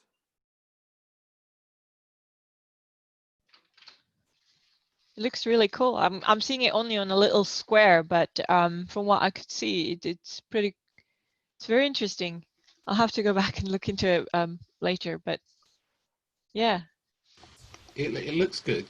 I've got to say, I'm incredibly skeptical about this whole thing, because I look at the population and I think the people in the population who have the greatest, threat are the people without the mobile devices. So it's like, to my mind, we have to start modelling other things other than the internals of this system before it starts being useful to society. I think that's a very valid point, right? But and I would say, like, what I like about this from a society, let's say society and strategy point of view, is because these guys, and actually this map here actually shows a little bit better, ironically, because it kind of gives you the bit initially. So the logic here is that the data of the stays here, but the advantage of this is the creation of detailed, this was called anonymized infection locations, which is locations where you've seen infected patients, asymptomatic, initially, right? And then of course they've been tracked. And the way I look at this is how we will scale the next phase of lockdown, right? Do you know how New Zealand got down to 0? Yeah, but that's, yeah, but that's. You know what they measured? They measured the presence of the virus in the sewage by locality. It's a very, very good way of finding out the actual presence of the virus by geography. It's nothing to do with mobile devices. It's everything to do with getting close to the virus. And yeah. I think there's some really ill-conceived ideas around how do you measure the presence of the virus in the population. Well, get close to where it actually is. Oh no, I think you're spot on, right? Measuring poop samples. They tracked everybody, right? They also did tracing, manually, I think a little bit, but they also tracked every single case, right? Yeah, sure. I'm just saying that but when they were, I mean, there's a really very good case study for Cardigan as well as in Wales, isn't there, about local tracing that was low tech, that actually was demonstrably effective in isolating people without the business of developing mobile apps. It was just practical good data management. I still think we need to be self-critical about these things and really say, okay, what would be the purest and the best possible data that would cover the whole population and that doesn't have loads of technical dependencies. I still think we've got to think really critically about how to get that data. I think we should be having like nanotechnology that's sampling the air, and stuff that's actually getting really close to a leading indicator of where the virus is, not something that starts measuring 4 or 5 days after somebody's got infected. Well, but okay, but on this case, the app here is trying to go back in time, right? So the point of this is to, so if you look at this, the point of this app is to, it captured all the places you've been, and that data stays in your phone. And then when we know that somebody's infected with the virus, we can go back. And I think the logic here is also to remind that person where it's been. And that's where you got the tracer person that, will clean up the data a little bit and from a privacy point of view. So you can then go back and say, we know that the virus existed here and here and here. Now, I follow that backtracking is useful, but it's only like one type of analysis. And to me, the really useful stuff is really close to the action. So like being able to sample the air in the vicinity, that would be really useful. Like how much of it's it's whatever 10,000 of them per an inch of in the breadth of a human hair. They're so tiny. So actually getting really close to sampling the presence of the virus and just knowing where it is and making that visible, that would be so much more useful. But actually, but if you follow this, what you're saying is that we could add other detection points here, right? So so one detection point is the individuals who got infected, but you could also, like you're saying, you can add all sorts of other detection points. You still need a flow like this.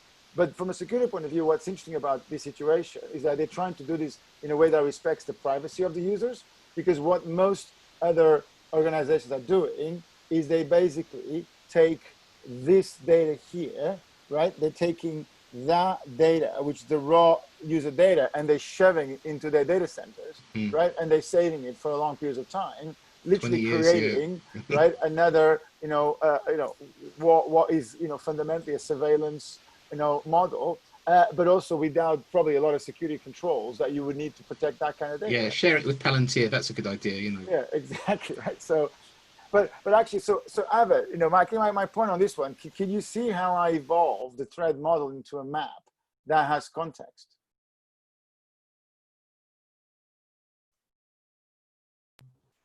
Yeah, I'm seeing that, and it totally makes sense. I saw this afternoon that you were doing it. I think it is still missing a whole lot of detail and context that you might get, for example, from a DFD that you developed during the like a proper threat model. But I think it does give a really good, a different perspective on the threat model. Yeah, so one of the things I didn't do, we didn't run out of time, and I was actually wanted to add was to do something I've done already, which in other places where you then start to map the risks, and actually a really good one to measure when you start to have, especially on your threats and your attack trees and the systems that you have and the vulnerabilities you discover. A really good one is to answer like what happens if there's an incident, and the one I really like is the time to fix, right? So you ask the question, how long does it take you to fix some things, right? So I did a map, which I think I have a sketch, which is in here, the axes were actually, at the top on evolution was like a couple of hours. The next line was a couple of days. Next one was a week, and then was we can't. So the logic is, if shit hits the fan and you get the mandate from the top and says, fix it now, right? How long can you actually fix it?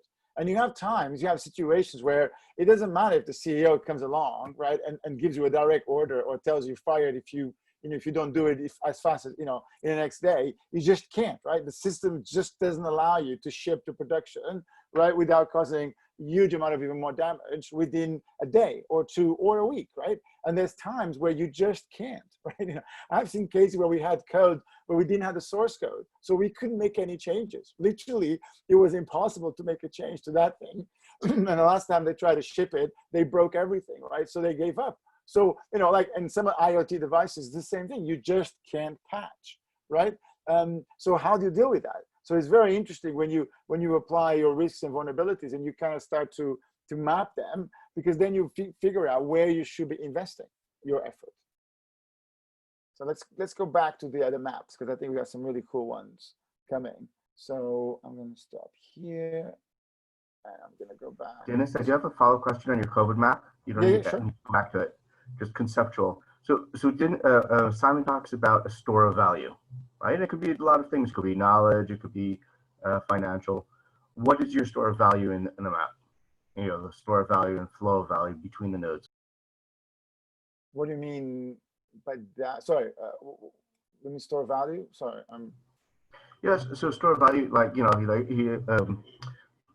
it could be how much each component pays the next component, the next service. It could be the flow of knowledge between financial flows. So you mean financial flows? Yeah. Yeah. Well, so yes. So actually, an interesting one to do on that map was where is the privacy element of the data, right? And in fact, you could even do how much is the data worth. So actually, that's an interesting one, right? So actually, it's probably worthwhile coming. Sorry, I need to bring that back because I think it's a really good one, right? So what you're saying is that if I look at this map here, right? So imagine, a version of this map. Where are we? Where what we actually are doing is we capturing now the financial value of the data points, right? So how much is the data worth from a financial point of view? I.e., if you had access to it, if you're going to attack and you're going to sell it, what is the value of the data here, right? And the interesting thing of this, what you'll see is that this data here is valuable because it's the user's raw data, but it's one user. That there is literally is where all the sweet spot is, because this data here is already anonymized. So the value went way down. This is the sweet spot. So in this design, this is for me the single point of failure, because if I was going to attack this system, if I want to get the data, this is where I was going to go to, right? And you're looking at financial value. You're looking at financial value from the perspective of the attacker that wants to steal this data, That's and question. From the perspective of the organization. Well, like think about it, like every time you have an asset, you have to protect, right? So if this thing is basically, a Trevor's, is a massive asset from a financial, political, geopolitical, even tracking data, right? As an attacker, there is going to be 10 different business models that you can have that you're interested in getting this. Right? How many people, if you tell me there was a massive database over there of everybody's movements in a country or in a region, there is tons of business opportunities, criminal and, a bit dodgy, that could make money with it, right? Or want to exploit it for all sorts of other different reasons, political or activism or others. So you can look at the map and you can start to understand where is the financial flows. And that's the thing. So you can also look at what are the financial flows and the costs that exists in doing this part here. So one of the worries I have with this model is because they produce reference implementations, I think they're underestimating how expensive it is to protect this properly.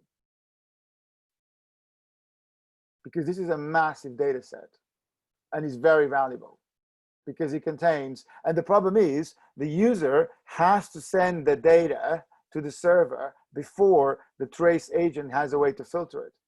So one of the models we identified from a thread model is that if they encrypt this data, right, as it goes up, then it only exists in the user device and in the tracer agent environment. So that dramatically reduces the attack surface and the value of this, which is actually, I think, what Simon mentioned here, where the strategy in this one was that you move some of the stuff, we commoditize these bits, we get rid of that data, right? And we get the user to actually do it themselves a little bit so it gets more effective, and then you simplify the development, right? So yeah, well actually I mentioned here. So I would say from a security point of view, we want to get rid of that data set. And what was very interesting on the conversation is one of the questions that we talked a lot about was how easy, if you're not careful, to transform this app into a centralized monitoring system, because all you have to do is start sending the user's data all the way to the server, which could be done. So if you then change this, so the user actually sends this data, not when the user is infected, but all the time, then you just build a centralized model. Yeah, nice.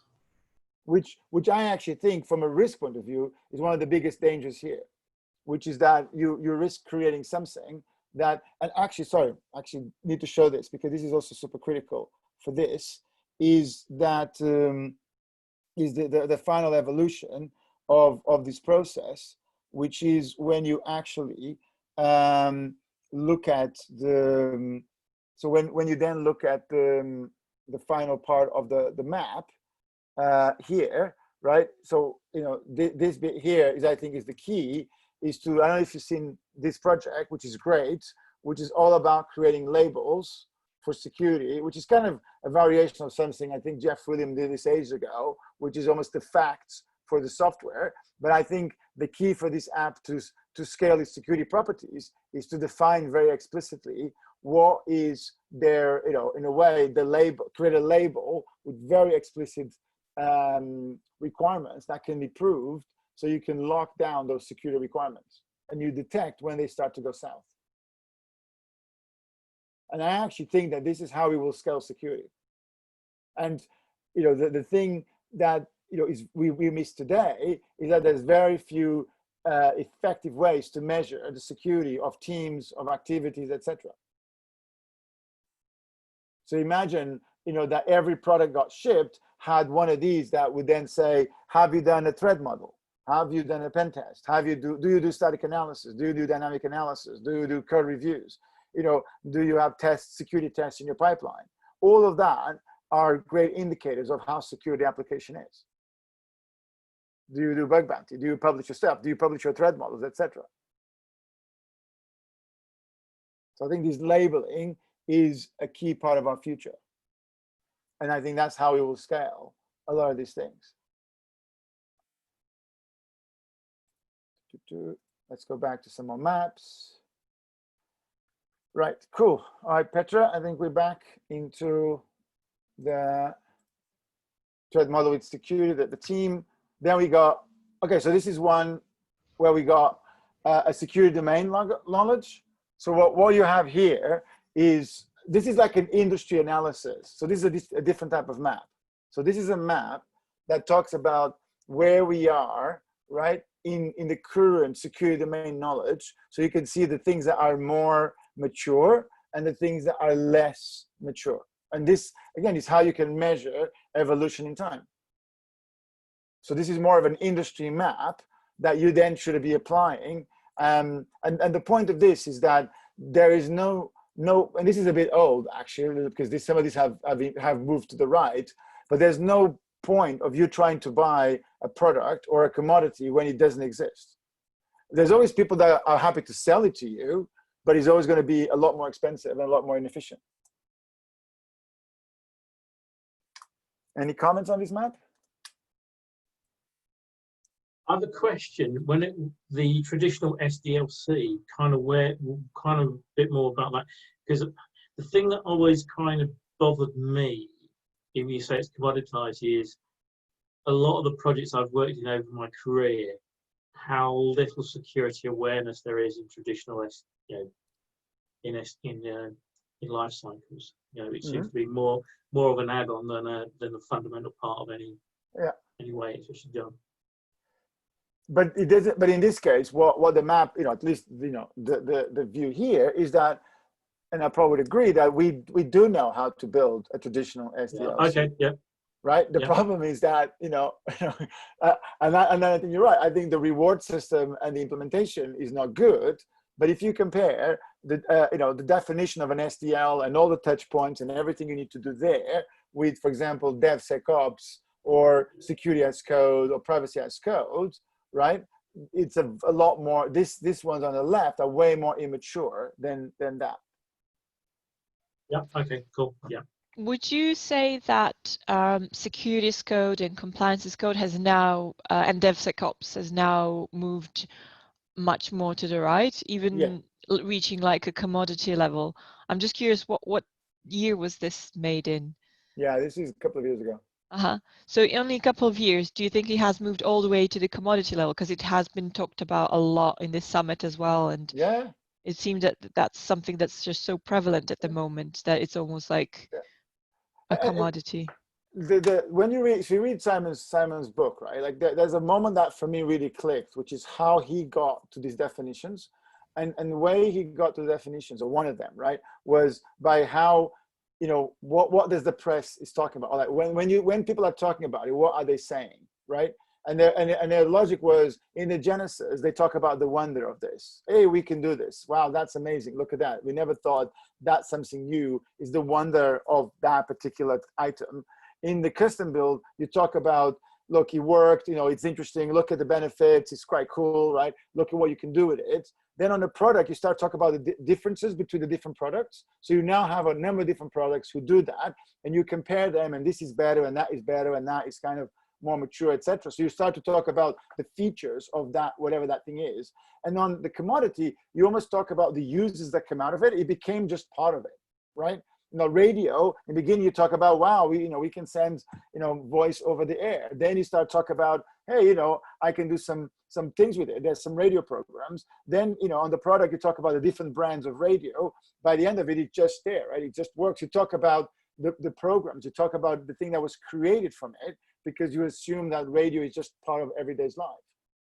So if you look at DevSecOps, you know, a good example of emerging practice is, for the first couple of years, people were arguing about the name, right? If you remember, right? Like the argument was the name, what it is, how it does, blah, blah, blah, blah. There was a whole shift left. There was a whole definition of it, where now we're now moving that to the right, where we go, yes, we understand what it is. Even if you look at the summit, look at how many great definition of practices have already been defined of what that means. But if you look at, for example, compliance as code, that is still very mature, because we don't have good standards, we don't have good ways. There are some good examples of it, but there's still, you know, eventually, for example, what you want is the financial, let's say the FCA should be publishing requirements for compliance as code, right? We should get, you know, we should have to prove that we are compliant, right? And it should be with automatic tests. It can't be somebody with a checklist coming for a while, right, to measure things. So this is an area that, you know, I think there's a lot of future, but we're still very immature in our processes.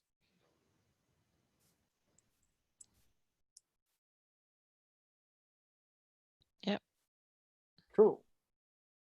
And what the reason that this map is so important is because it's important for you to understand the landscape. And I think that's kind of what, you know, Simon talks about, right? Maps are about defining the landscape, right? It's about you understanding where you are, right? And even if you start with a blank map, at least you know that it's a blank map, or at least you know that you don't know anything about that landscape, and you can start to plot.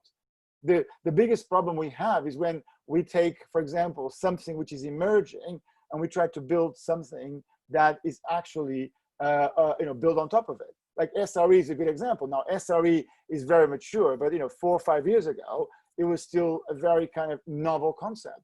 But now we can actually build, you know, we can move very fast from one end to the other, you know, in this mode, which is actually something that, for me, clicked, right? So if you take the you know, any of these items on the right, you're always going to start here, right? So I think it's important to, you know, in the maps, you know, you always start here, right? You're always going to start in a Genesis, because by definition, you don't have it.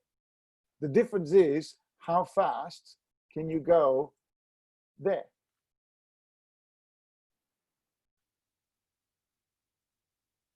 So Greg, this is, you know, we're talking about the idea of we build components, and we build components on top of components, and we productize the bits that we do.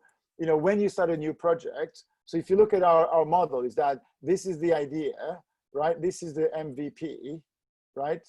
This is the VPs, right? And this is the, you know, and this is the products, right? Now, the reality is that if somebody wants to build a product that is built on top of lots and lots of other products, then although they're going to start first, of course, here, and then they're going to do the MVP, then the VP, and the P, right? They can do that very quickly, right? Because they're sitting on top of giants. If you actually need a component that is currently in this area, then you're going to have an attrition here. You're going to have a block because you depend on some components that are not mature.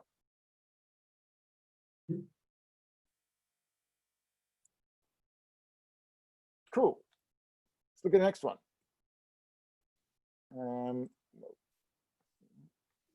Sorry.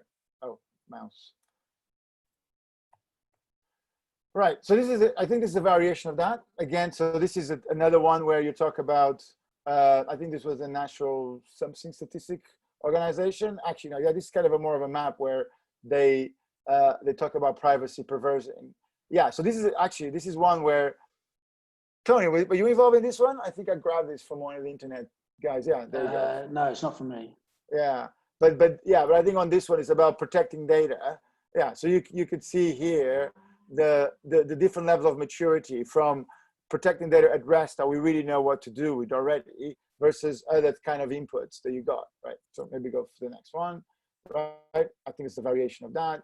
So cool. So yeah, we already covered this one. This is one that we created ages ago, which is actually was interesting that we actually took this mapping that one of my team members created, and there's my little dude for my blog.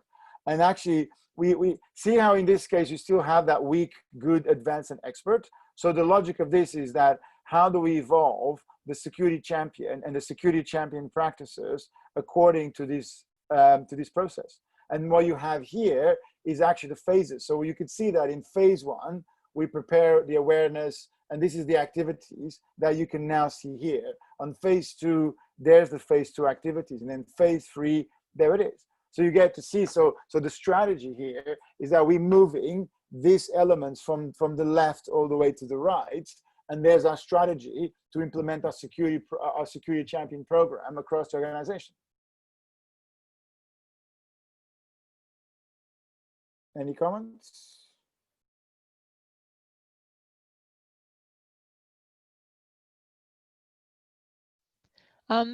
This one looks a bit different than the traditional maps, isn't it? Because there's more kind of like a representation of flow here, which is kind of highlighted. It seems like this is more important on this map, which is kind of interesting because it is actually representing the flows, the phases of the security champions program. So it's quite an interesting, a bit different way to kind of put it on a map, because you still kind of, the position still matters, but here it's also the flow that's kind of represented with this flow chart. It's additional metadata for each node, isn't it? Which is showing how those nodes can evolve. Yeah, and you can see you can actually put a pound value on each of these guys, right? Yeah. But there's nothing stopping you putting as much metadata per node as you want, from cost to direction of travel to flow. Yeah, so it's very interesting, this addition to the nodes.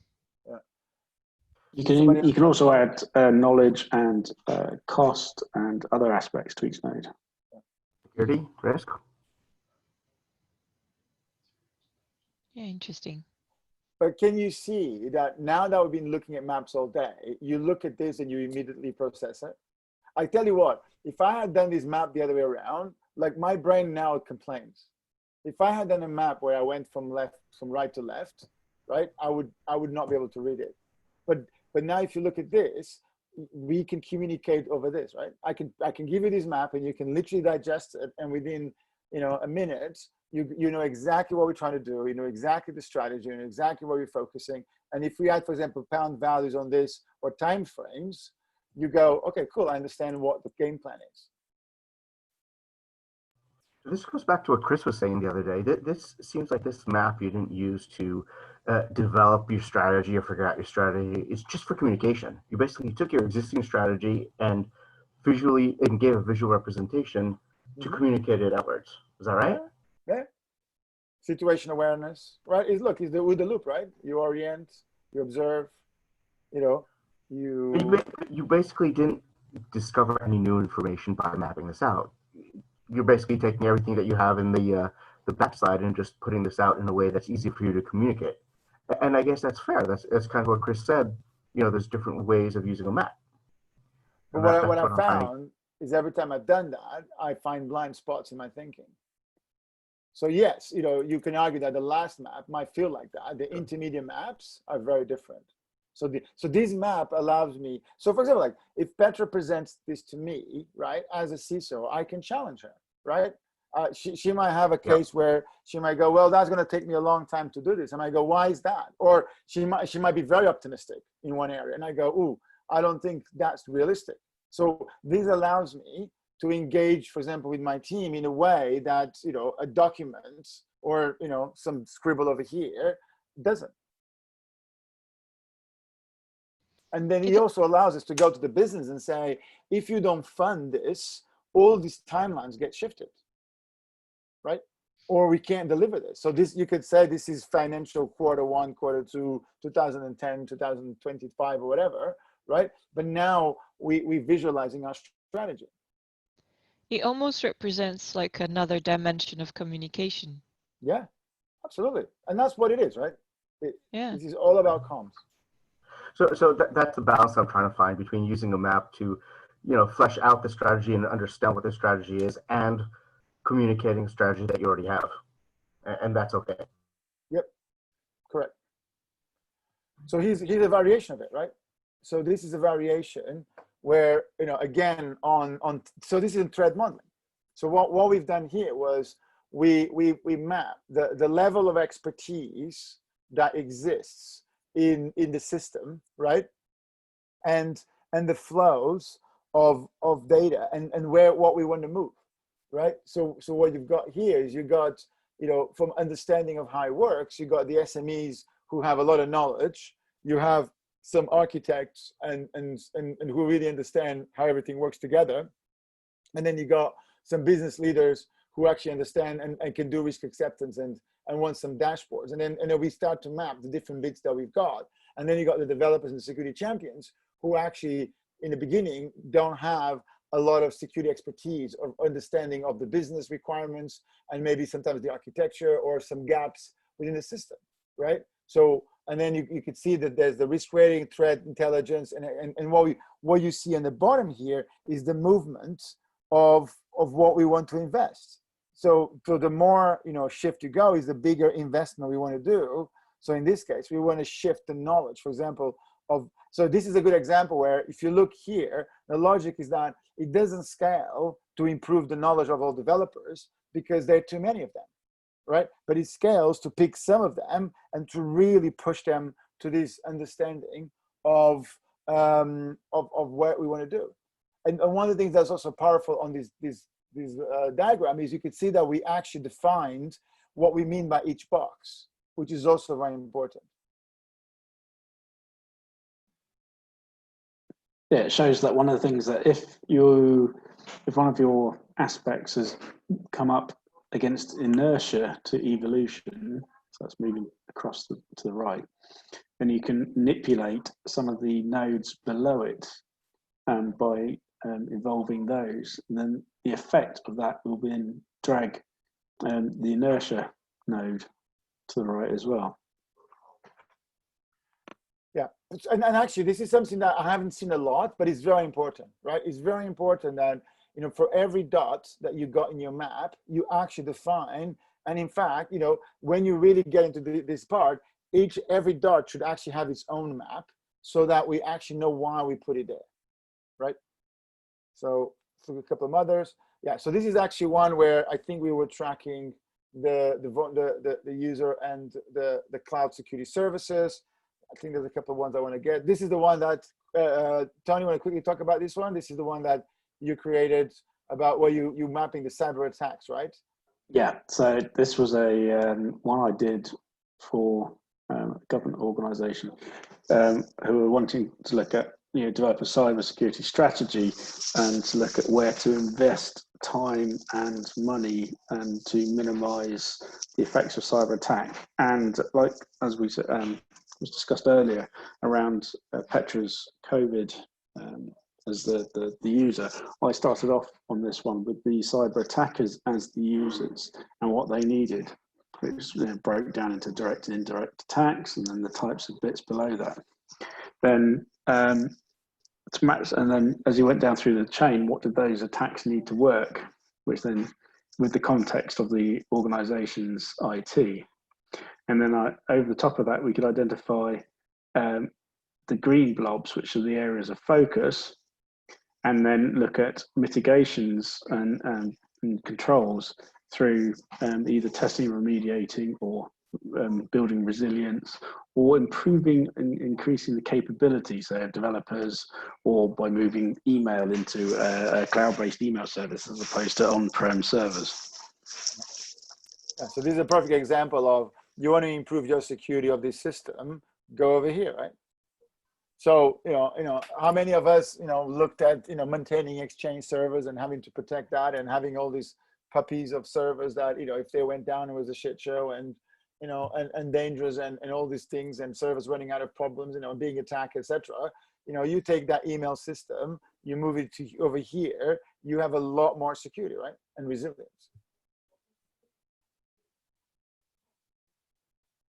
Cool.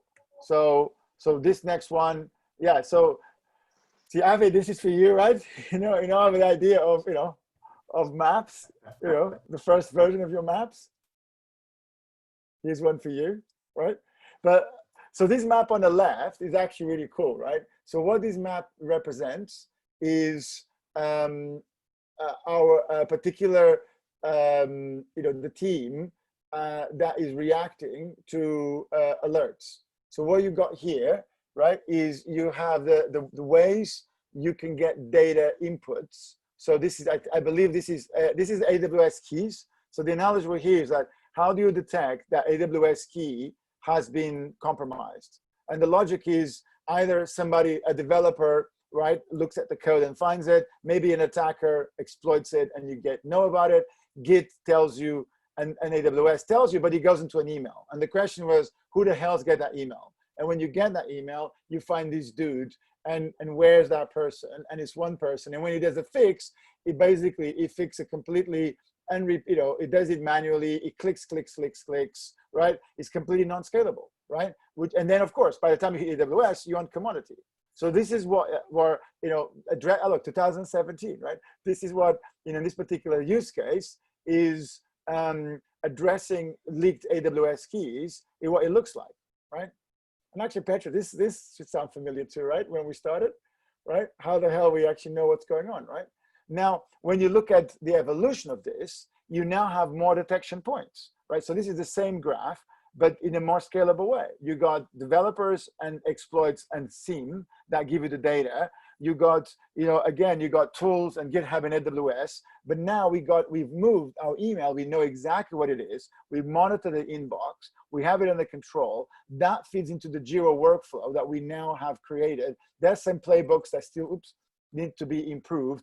There's the incident ticket being created, goes into Epic, creates the task. That still goes into that one person who then hits on AWS, who does something about it.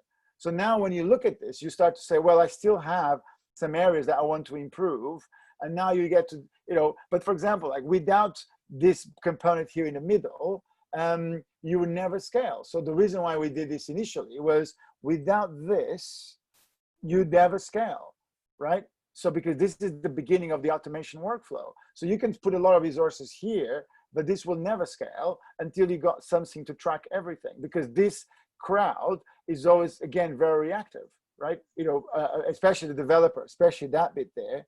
We do, and eventually what you want to do is have the compliance as code. You want to automate a lot of these things so that all of this gets automated and all of that gets shifted to the right, to the point that what you really want is, a new world where all of this stuff is happening here automatically. So Petra, for example, that use case that you and Josh are working on, right? On the automation of the rotation of the keys and all that jazz, right? Is basically moving all these components, right? Here, right? Mm-hmm. To the right, there. Yeah, true. And you can see that you're tracking the maturity of the systems, right? So if you look at most organizations, you ask them, where's your playbook of how you deal with AWS keys and who receives the data, etc. If they don't have very clear answers, their security model looks like this. Yeah, true. And you did mention the, you know, the key rotation and all of that. That can also be put into like a Wardley map. Yeah. You know, starting from like a script that will just list the accounts that need the keys to be rotated, and then moving forwards to kind of automating the whole process of rotating the keys and updating the keys somewhere else. And yeah. Exactly. But you could see that, you know, like without, like, look, in our case, we have already moved this almost to that level, right?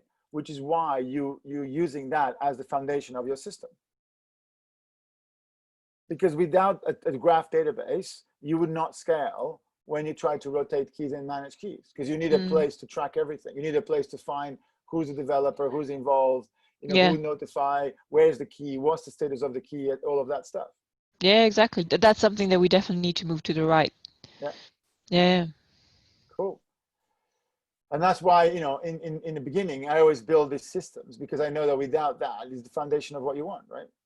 So this is just a bug bounty. So that just right now, move quickly. We're already out of time. So let me just quickly move, show a couple of final examples. So this is actually a SOC team. Again, you know, the SOC team detects a bridge. There's a manual alert. Then you got emails, and then there's the AV. There's the logs. So actually, you know, the other thing about this one is you start to see that you look at this particular case, and you start to look at where you want to invest.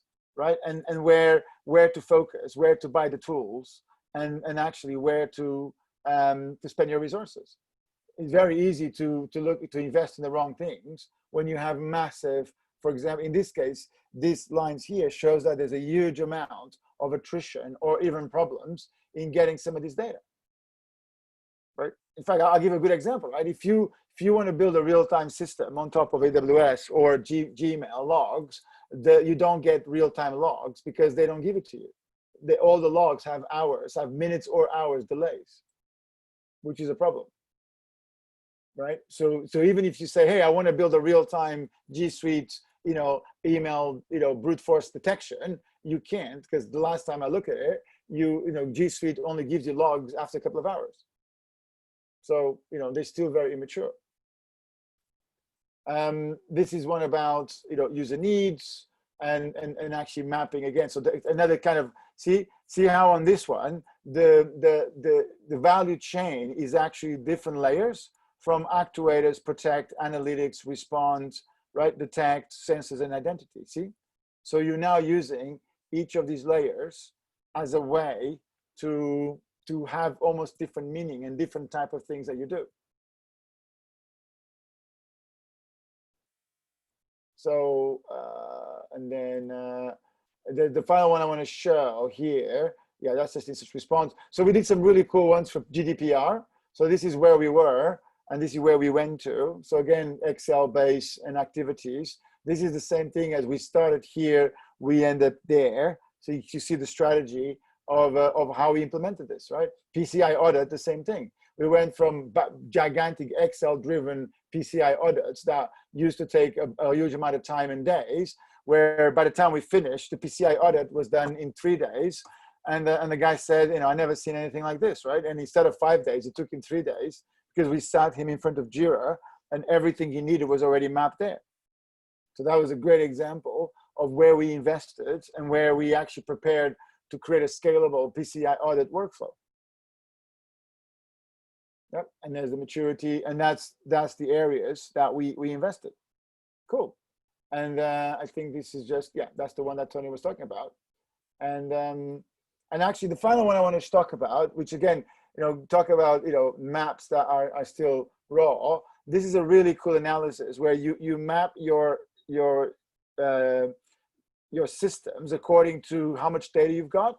So this is where I have information about a system, I have data about a system, I can visualize the system, and I can react to events. And it's very interesting to see that when this system depends on this, depends on that, depends on this, you start to see really the dependencies. And then what you have is your strategy throughout the year is that you have lots and lots of dots here, which is things you only have information about. And throughout the year, or during an incident, you're moving them from left to right. An example is project, the first time we had a G Suite incident, we barely could access the data. By the time we had more incidents and we really invest on it, we start to have, visualizations so we could even react to events. So there you go. But a lot of maps start like this, right? Cool, right? Oh, 10:08, troopers. Right, any final comments? Observations? Just another question from me again, Dinis. Yeah. So I was really quite interested to see when you were talking about some of your early days using mind mapping, which is a tool that I've used a lot because I find it a really useful brain dump tool. Kind of whether that's something you still use or actually you're now using Wardley maps as your brain dump tool rather than mind mapping. Yeah, I would say that's correct. Yeah. Okay. Cool. Yeah. Thank you. Because it now hurts me not to have position. Yeah. And actually, if you remember the first conversation we had, I remember that every time I went to the whiteboard, I would end up drawing a map. Yeah. Right. It's just you because drew a lot of things which we never quite sure what they were, Dinis, at the time. But you can see that drawing boxes without context then feels really, really wrong because you can tell a story. I'm here. I want to go there. Right. I mean, the thing I've always liked about mind maps is it's a non-linear way of dumping out information out of your brain. And that to me has always been the strength of it. And it's kind of why I really liked it as a tool. But you should start there. Like for me, also the other epiphany was that you don't start with maps. You start with graphs, right? So you start with a mind map, right? Like the first thing is create nodes and edges. That's the first step. And then if you can have a way where you can have a path, an anchor. So if you look at it, I would say the steps are, create nodes and edges, right? Have your mind map, then determine an anchor. So you have a story that you're telling with that, graph, right? As I say, you always get to the point where you have a mind map and you have to apply it to some structure, whether it's because it's the document you're writing, which you're trying to brainstorm for, or something else. It was just kind of, it's kind of that start of getting that structure into it. Yeah, absolutely. But the hardest thing is to get the graph data, is the nodes and edges, and to get that granularity. That's the hardest part. I found focusing on the value chain is actually very useful, but that's just just the way I work. Absolutely. Yeah, the value chain, look, the attack tree, the kill chain, the sequence of events. Like when you ask somebody to draw me your architecture, they tend to start with a point. Okay, so the user is here, and the user sends us this, and then it takes a file, and then we do this, and we do that, right? So you literally are kind of doing the value chain, right? This calls this, calls this, calls that.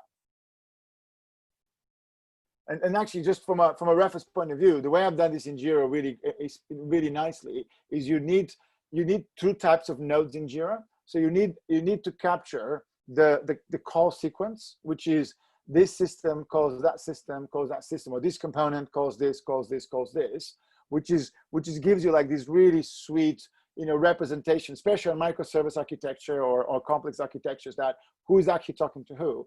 And then you need to have a separate type of ticket, which is a kind of a flow diagram that is just literally a graph that for this journey, this one talks to that one, talks to that one, talks to that one. It's not because this particular component can talk to 20 other components.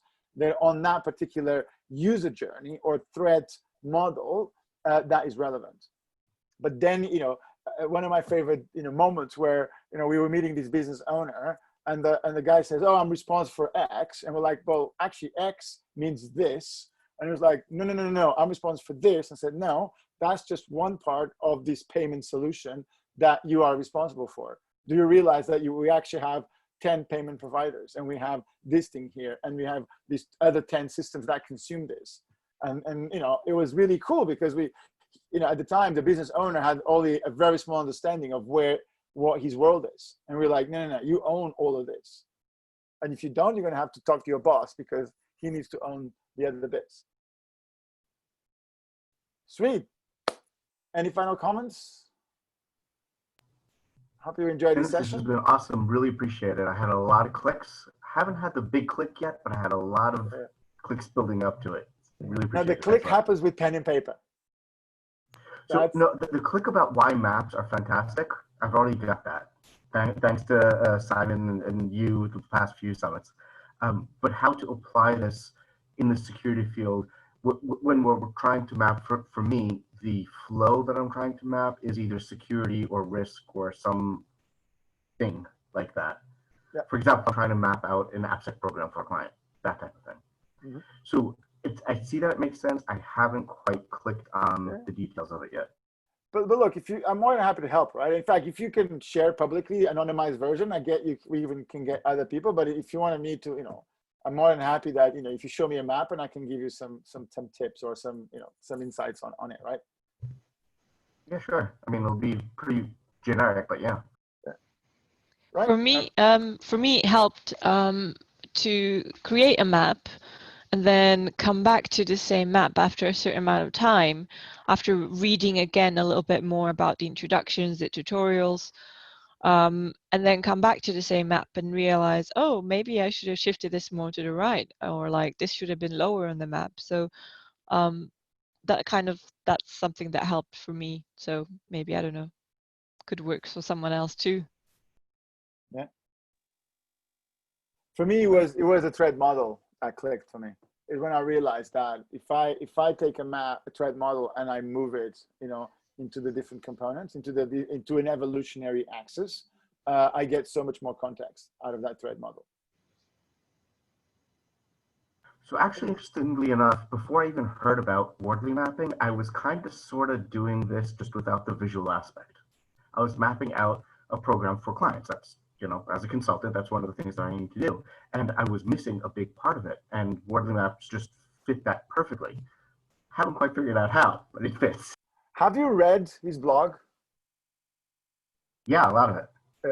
It's worth the book, you mean? Yeah, the book, yeah.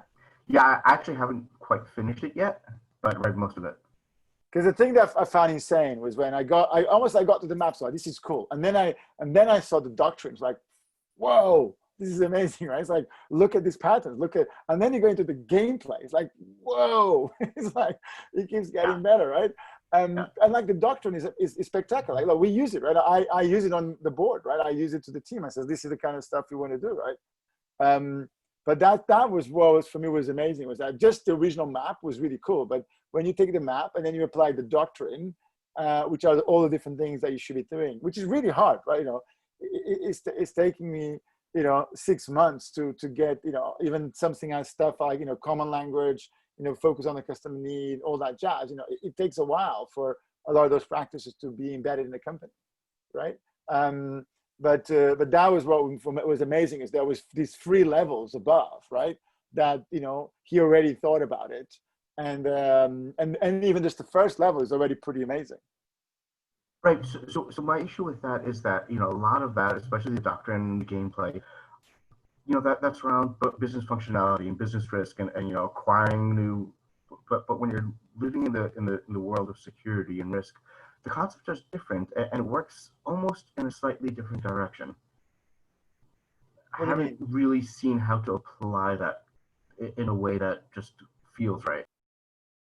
Well, look, here's the thing, right? Why don't you, let me do this. So that's the screen that we're watching. Why don't you take this, and you, where is it? Yeah. So look, here's an interesting case, right? Take this. Can you see my screen with the doctrine? Take this, right? See what I'm doing? You can see my screen, right? With right? Go to your project and ask 10 people just to answer this question. Look, are you good, okay, or bad at this? Even just your AppSec team, right? Ask your AppSec team. Does your AppSec team know who your customers are? Do you have a systemic mechanism for learning, right? Do you have a focus on high situation awareness? Do you have a common language, right? Amongst your team, amongst your AppSec team, right? Are you focused on the user needs? Do you know who the user is, right? So all of these, and ask, 10 different people or a number of people to rate it, and then compare the results. And I bet you find it really interesting. I would find it interesting, but most of the security-minded people would not. But they're not the audience. It's not the language of what they need. Okay, what do I need to do now? Yeah. But look, it doesn't matter, right? Like I always take the view that even I'm the only one doing mapping in the room, right? If it makes me more competitive advantage, it's already worth it. It's like when that example that Simon talks about, the person playing chess randomly and the person who's playing chess who can actually see the board, right? And I would argue that I've done moves in the last couple of years that the mapping move helped me to have a confidence and a clear path that without the maps, I wouldn't have done it. So even, I would argue that even for the cases where I was the only one using maps, it has dramatically helped me, and actually in the companies I was working for.